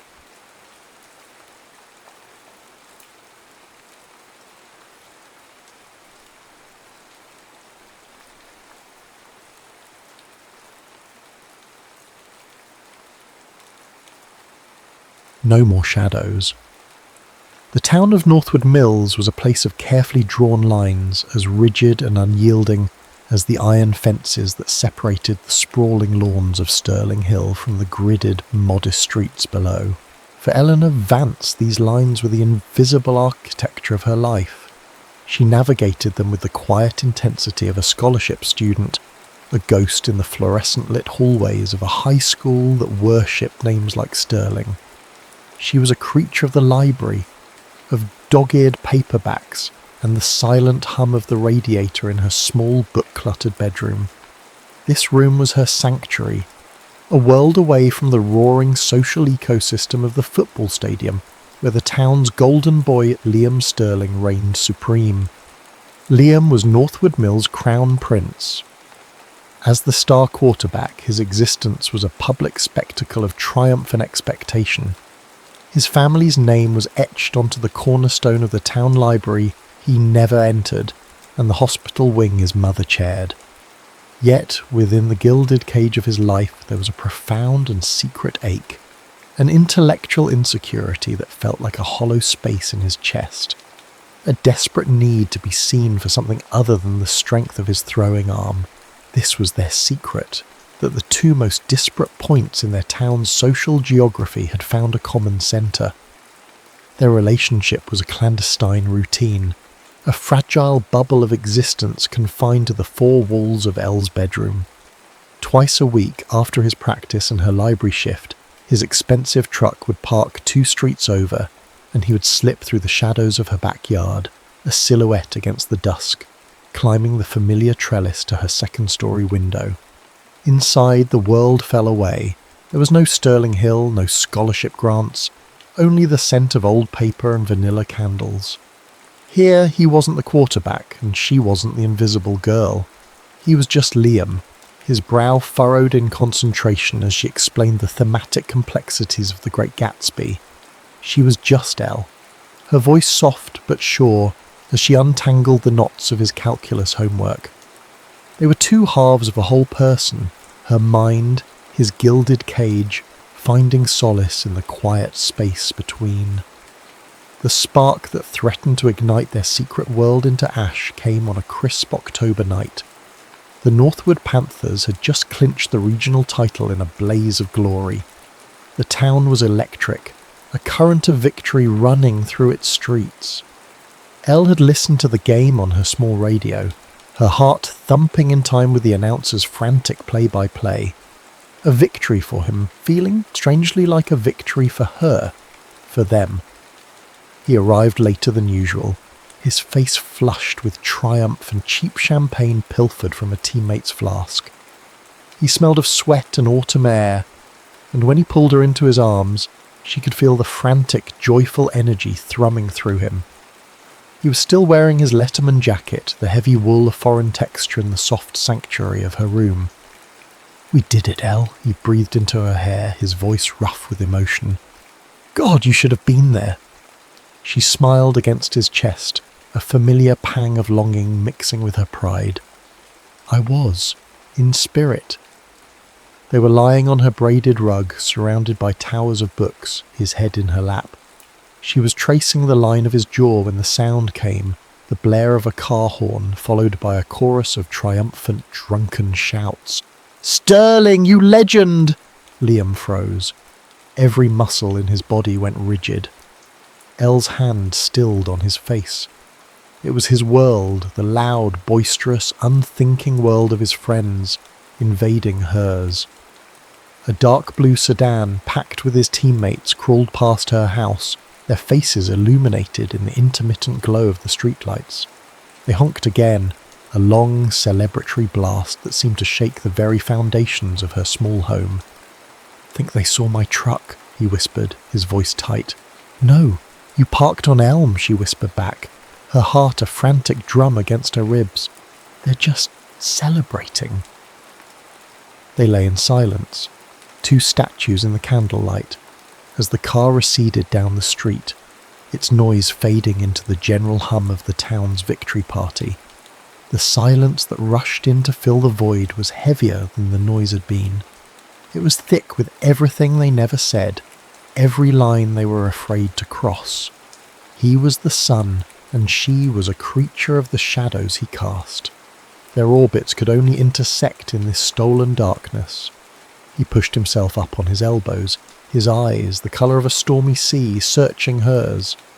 The bravado from the game was gone, replaced by something raw and vulnerable.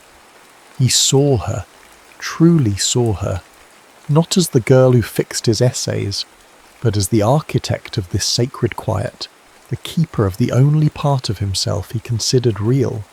Without a word, he closed the small distance between them and pulled her against him. The gesture was not one of triumph, but of desperation. It was a fierce, protective claiming, a silent plea for the world outside her window to simply disappear. In the flickering candlelight of the room they never spoke in, he held on to her as if she were the only thing preventing him from being swept away by the tide of his own life. The secret they shared was a constant low-humming fear, but in that moment it was also the most exquisite ache, a pocket of impossible warmth against a cold and judgmental world. The city was a sprawling, anonymous beast, and for Eleanor, it was the landscape of liberation. The university campus, with its Gothic spires and sprawling libraries, was a world built to the scale of her ambitions. For the first time, she was not defined by the confines of Northwood Mills, or the quiet intensity that had made her invisible there. Here, her mind was currency. She flourished, her essays earning accolades from discerning professors, her insights in seminars drawing nods of respect from her peers. She found a tribe of fellow intellects, late-night debates over coffee and poetry readings becoming the new, vibrant texture of her life. For Liam, admitted on a prestigious athletic scholarship, the same campus was an alienating labyrinth. The small-town crown he had worn so easily was worthless here. He was just another face in a sea of thousands, his fame confined to the clipped, strategic conversations of the football department. The weight of expectation was different now, heavier and colder, untempered by the familiar adoration of his hometown. Then, during a grueling pre-season practice, the trajectory of his life snapped. A misstep, a brutal tackle, and a searing pain in his knee that echoed the sound of his future breaking. The injury was career-threatening. The identity that had been so carefully constructed for him since he was a boy was stripped away, leaving him adrift in the vast, indifferent ocean of the university. Their secret meetings migrated from the warmth of her book-filled bedroom to the sterile chill of his dorm room. The space was impersonal, smelling of antiseptic and protein powder, a reflection of his own profound displacement. The cinder block walls were bare, save for a calendar of training schedules that now served as a mocking testament to a life that was no longer his. In this stark new setting, the power dynamic that had always hummed beneath their secret began to invert. Stripped of his physical prowess, Liam became deeply, terrifyingly vulnerable. The intellectual insecurity he had hidden in Northwood Mills was now a gaping wound. He was failing the complex language of his sociology and philosophy textbooks, a foreign tongue he couldn't decipher. "I don't get it, Elle," he'd confess, his voice thick with a shame she had never heard from him before, running a hand through his hair as he stared at a dense page of Foucault. "It's like they're all speaking a different language. Without football, I'm a disappointment. I'm nothing." She, in turn, became his anchor. The role was not entirely new, but its dimensions had shifted. It was no longer about helping him pass a test. It was about holding him together. She would sit on the edge of his neatly made bed, her voice a steady, calming presence as she read his textbooks aloud. Translating complex theories into stories he could understand, she helped him structure his essays, drawing out his own halting thoughts and polishing them until they shone with a clarity he couldn't have managed alone. She shared the thrill of her own academic discoveries, her passion, a small flame in the cold room, and he would watch her, his gaze filled with a mixture of awe and a quiet, desperate fear. She was no longer just his secret, the quiet girl he met in the dark. She was his lifeline. One evening, Elle was invited to read an original short story at a popular campus literary night held in a perpetually crowded coffee house called the Scriptorium. She didn't tell Liam. It was an instinctive act of self-preservation, an assumption that this part of her world, this public validation of her mind, would be as foreign and uninteresting to him as his locker room was to her. It was her victory, separate from the fragile ecosystem of their secret. But he found out. A flyer, tacked to a corkboard in the student union, caught his eye. An evening of original prose featuring Eleanor Vance. Her name, printed in stark black ink, seemed to jump out at him. That night, he put on a plain grey hoodie, pulled the hood over his head, and navigated the unfamiliar territory of the arts quad. He found the scriptorium overflowing, the air thick with the smell of roasted coffee and intellectual fervour. He stood in the shadows at the very back, his broad shoulders and athletic frame making him conspicuous even as he tried to disappear. Then she took the stage. She was wearing a simple black dress, her hair pulled back, her face illuminated by the single spotlight. She looked terrified for a moment, her eyes scanning the crowd. But when she began to read, her voice, the same voice that untangled academic theory for him in the quiet of his room, filled the space with a confidence that stunned him. Her story was a beautiful, aching thing about small towns and the secrets they keep. It was witty and profound, and the audience was captivated. Liam watched her, mesmerised. This was a version of Elle he had never seen. She wasn't his quiet tutor, his hidden solace.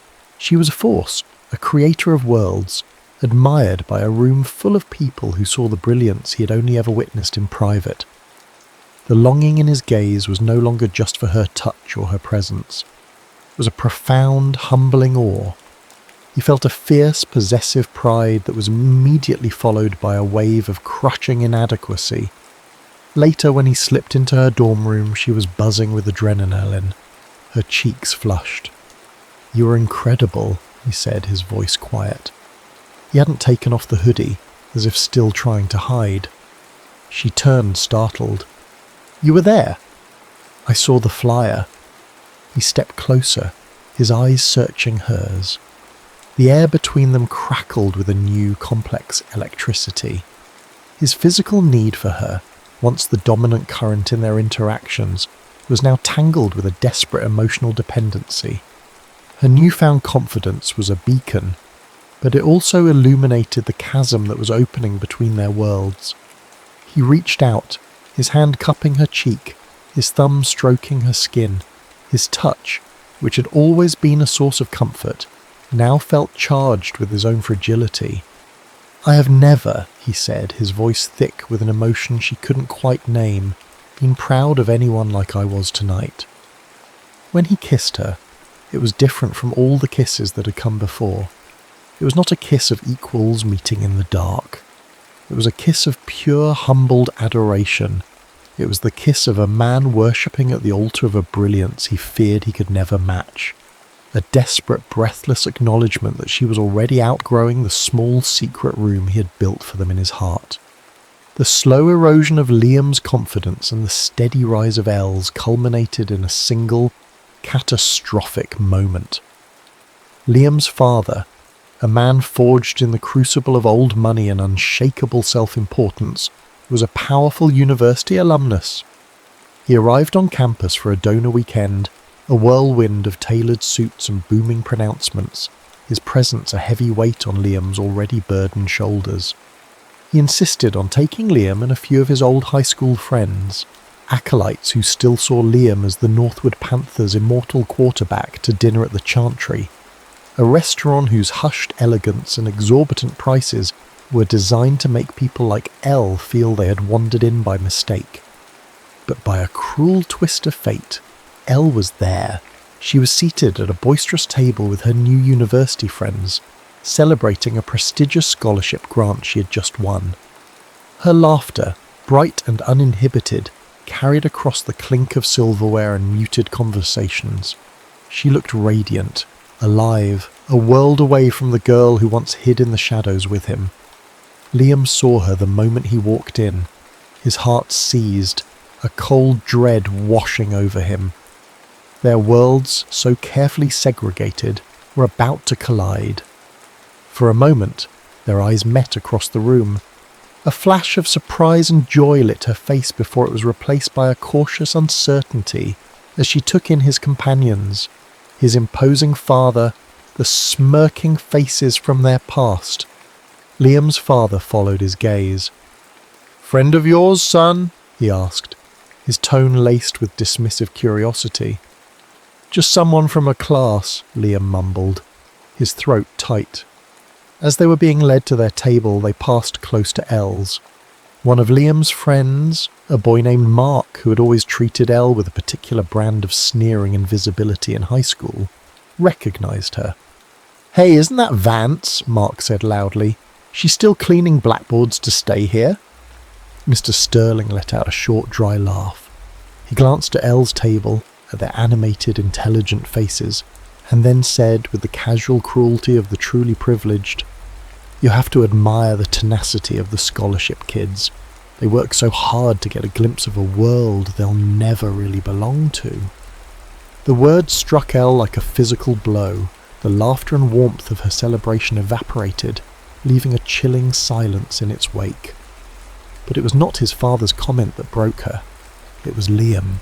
She looked at him, her eyes pleading, searching for a flicker of defense, a word, anything. He stood frozen, trapped in the crossfire of his two lives. His face was a mask of panic and shame. He met her gaze, and in his eyes she saw not love or loyalty, but a deep, primal fear. He gave a slight, almost imperceptible shake of his head, a silent, desperate plea for her to understand, to simply let it go, to disappear as she had always been so good at doing. That tiny movement was a betrayal more profound than any shouted insult.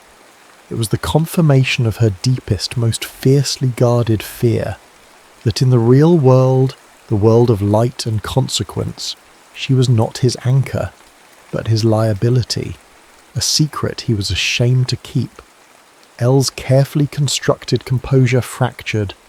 She stood up so abruptly her chair scraped loudly against the polished floor. Without a word to her friends, she grabbed her coat and walked out of the restaurant, her head held high, her back a rigid line of wounded pride. She didn't look back. The aftermath was a brutal silence. She didn't answer his calls. His frantic texts, a cascade of apologies and excuses, went unread. For 2 days he was a ghost haunting the edges of her life, until he finally cornered her on the stone steps outside the library, the very heart of her new kingdom. The confrontation was quiet, which made it all the more devastating. The autumn air was crisp, students hurrying past them, oblivious to the world that was collapsing between them. "Elle, please," he began, his voice raw. "You don't understand, my father—" "I understand perfectly," she said, her own voice terrifyingly calm, stripped of all its former warmth. It was the voice of a stranger. "There is no room for me in your world, Liam. There never was. We just pretended there was, in the dark where no one could see." "That's not true," he insisted, his desperation making him clumsy. "I was scared. I'm a coward. I know." "You are," she agreed, the simple affirmation more cutting than any accusation. "But it's more than that. You are ashamed, and I will not be anyone's shameful secret." He tried to explain the suffocating weight of his father's expectations, his own weakness, the terror of that moment, but the words sounded hollow even to his own ears. Pathetic excuses for a failure of character so fundamental it felt like a moral abyss. He had been weighed and measured in the one moment that mattered, and he had been found wanting. She listened without interruption, her expression unreadable. When he was finished, a terrible, empty sense stretched between them. "Goodbye, Liam," she said softly. She turned and walked up the library steps, disappearing behind the heavy oak doors, leaving him shattered on the cold stone. In the weeks that followed, they became what they had always pretended not to be, true strangers. They would pass each other on campus, a chasm of unspoken truths and remembered intimacies between them, their gazes sliding past one another as if they had never touched, never shared a secret world. Elle poured her pain into her work, her brilliance sharpened by a new, brittle shell of self-protection. She excelled, winning awards, earning the respect of her professors, building a life that had no space for a cowardly ghost.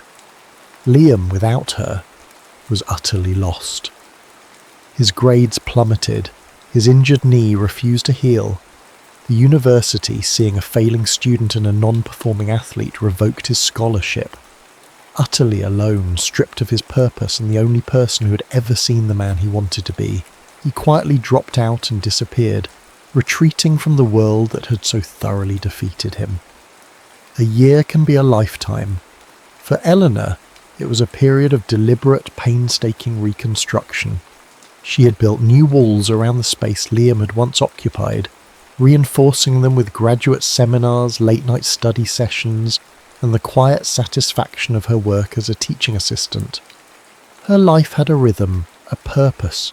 The ache of his memory had subsided into a dull phantom limb of a pain, a thing she could acknowledge without letting it cripple her. Then, one raw November evening, that phantom limb began to throb with a terrifying immediate agony. A torrential downpour was lashing against her small off-campus apartment window, the wind howling a mournful chorus. It was a night for staying in, for wrapping oneself in blankets and the comforting drone of old movies. A sharp, hesitant knock on her door was a dissonance she wasn't prepared for. She opened it to find him standing on her doorstep. It was Liam, but a version of him she barely recognised.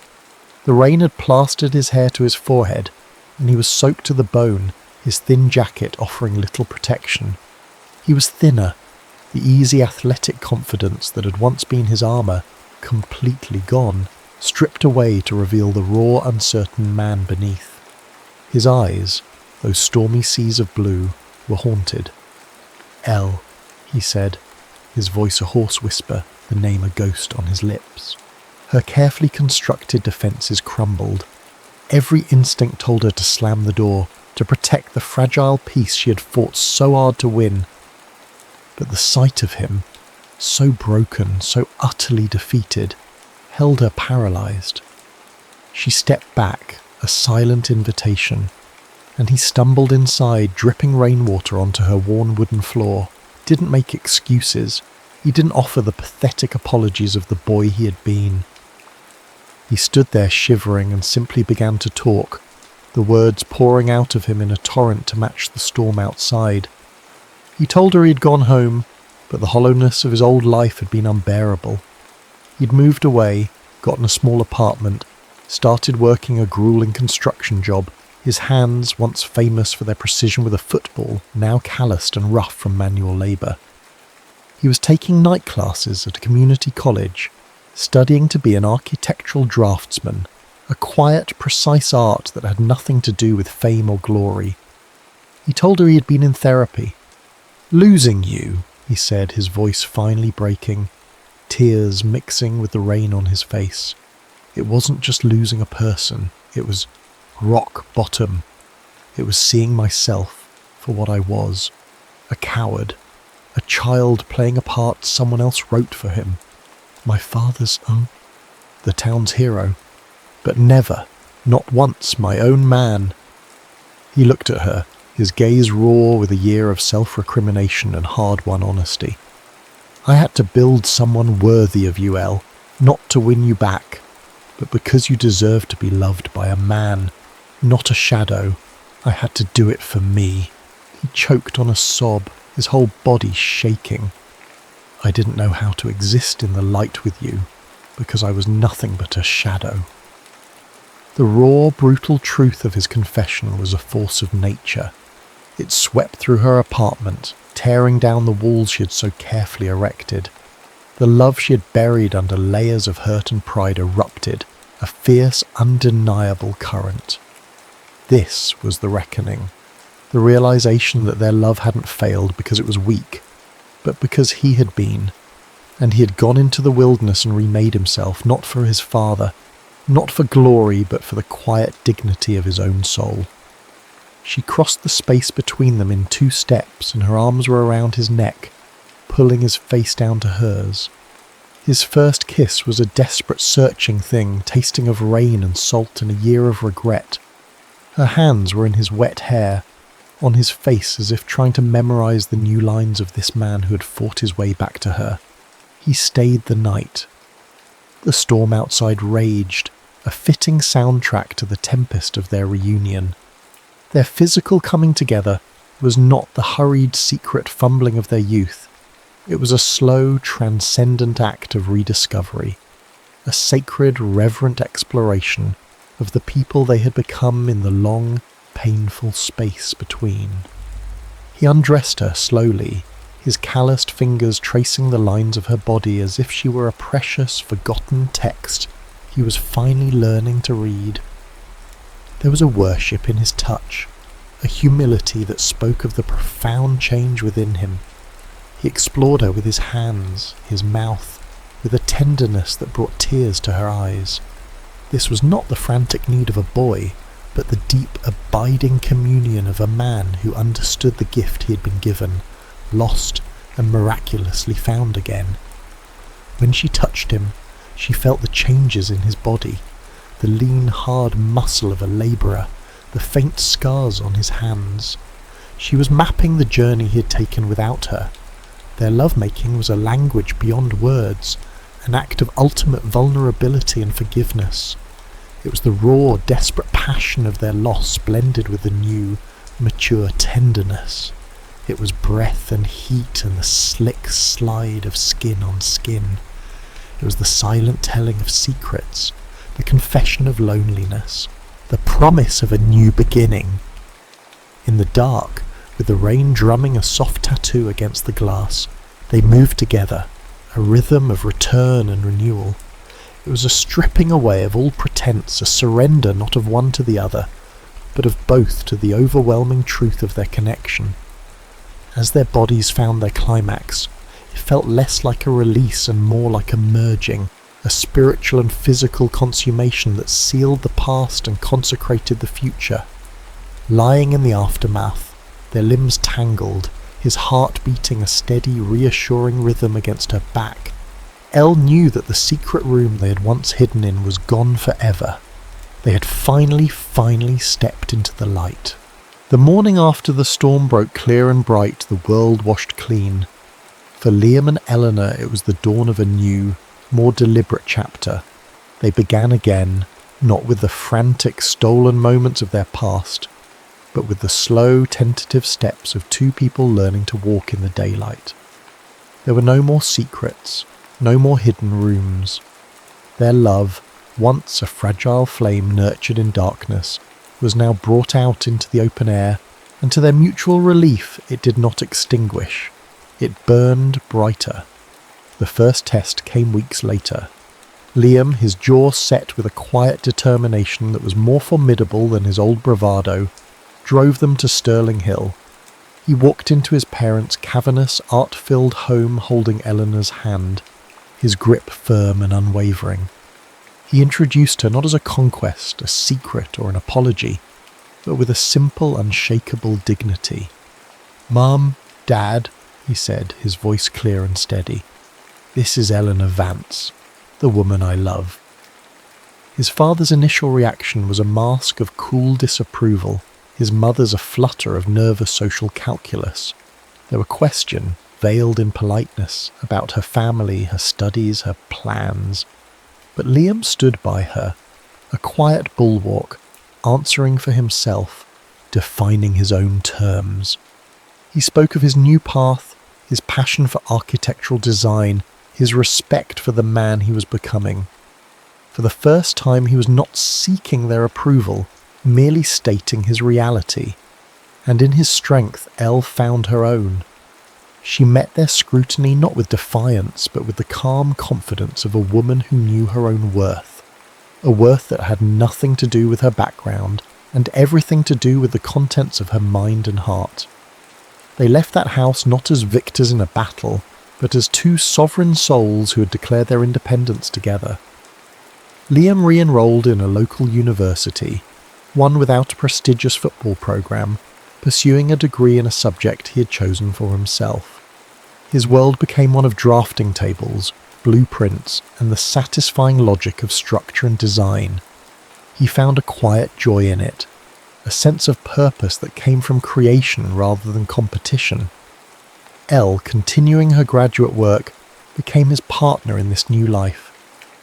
Their evenings were no longer about her tutoring him, but about them learning from each other, a true meeting of minds. Their life together found its rhythm in the small, mundane moments of shared existence. Cooking dinner together in her small apartment, their hips bumping in the narrow kitchen. Long walks through the city, their hands intertwined. Quiet evenings spent reading side by side. The comfortable silence a testament to their deep connection. They were building a home, not of brick and mortar, but of shared trust and public affection. The story closes on a warm, hazy afternoon the following spring, months after his return. They are in a public park, a sprawling green space in the heart of the city, lying on a faded quilt spread out under the dappled shade of a large oak tree. The air is sweet with the scent of cut grass and blooming magnolias. Around them the world hums with ordinary life. Children laughing, a dog chasing a frisbee, couples strolling hand in hand. Liam is lying on his stomach, propped on his elbows, deeply engrossed in a worn copy of Persuasion, one of her favourites which he is reading for the first time. Elle is beside him, pen in hand, making thoughtful notes in the margins of one of his textbooks on urban planning. It is mundane. It is public. It is everything they never could have been before. He closes the book, a thoughtful expression on his face, and rolls onto his side to face her. He watches her for a long moment, a soft, wondering smile playing on his lips. She feels his gaze and looks up from her work, her eyes questioning. "What is it?" she asks, her voice soft. "Nothing," he says. "Everything." He leans over, his shadow falling across her page, and kisses her. It is a soft, tender kiss, unhurried and full of unspoken gratitude. It holds the memory of the storm and the promise of the calm. It's a kiss that expects nothing and contains everything. When he pulls back, his lips are still brushing against hers.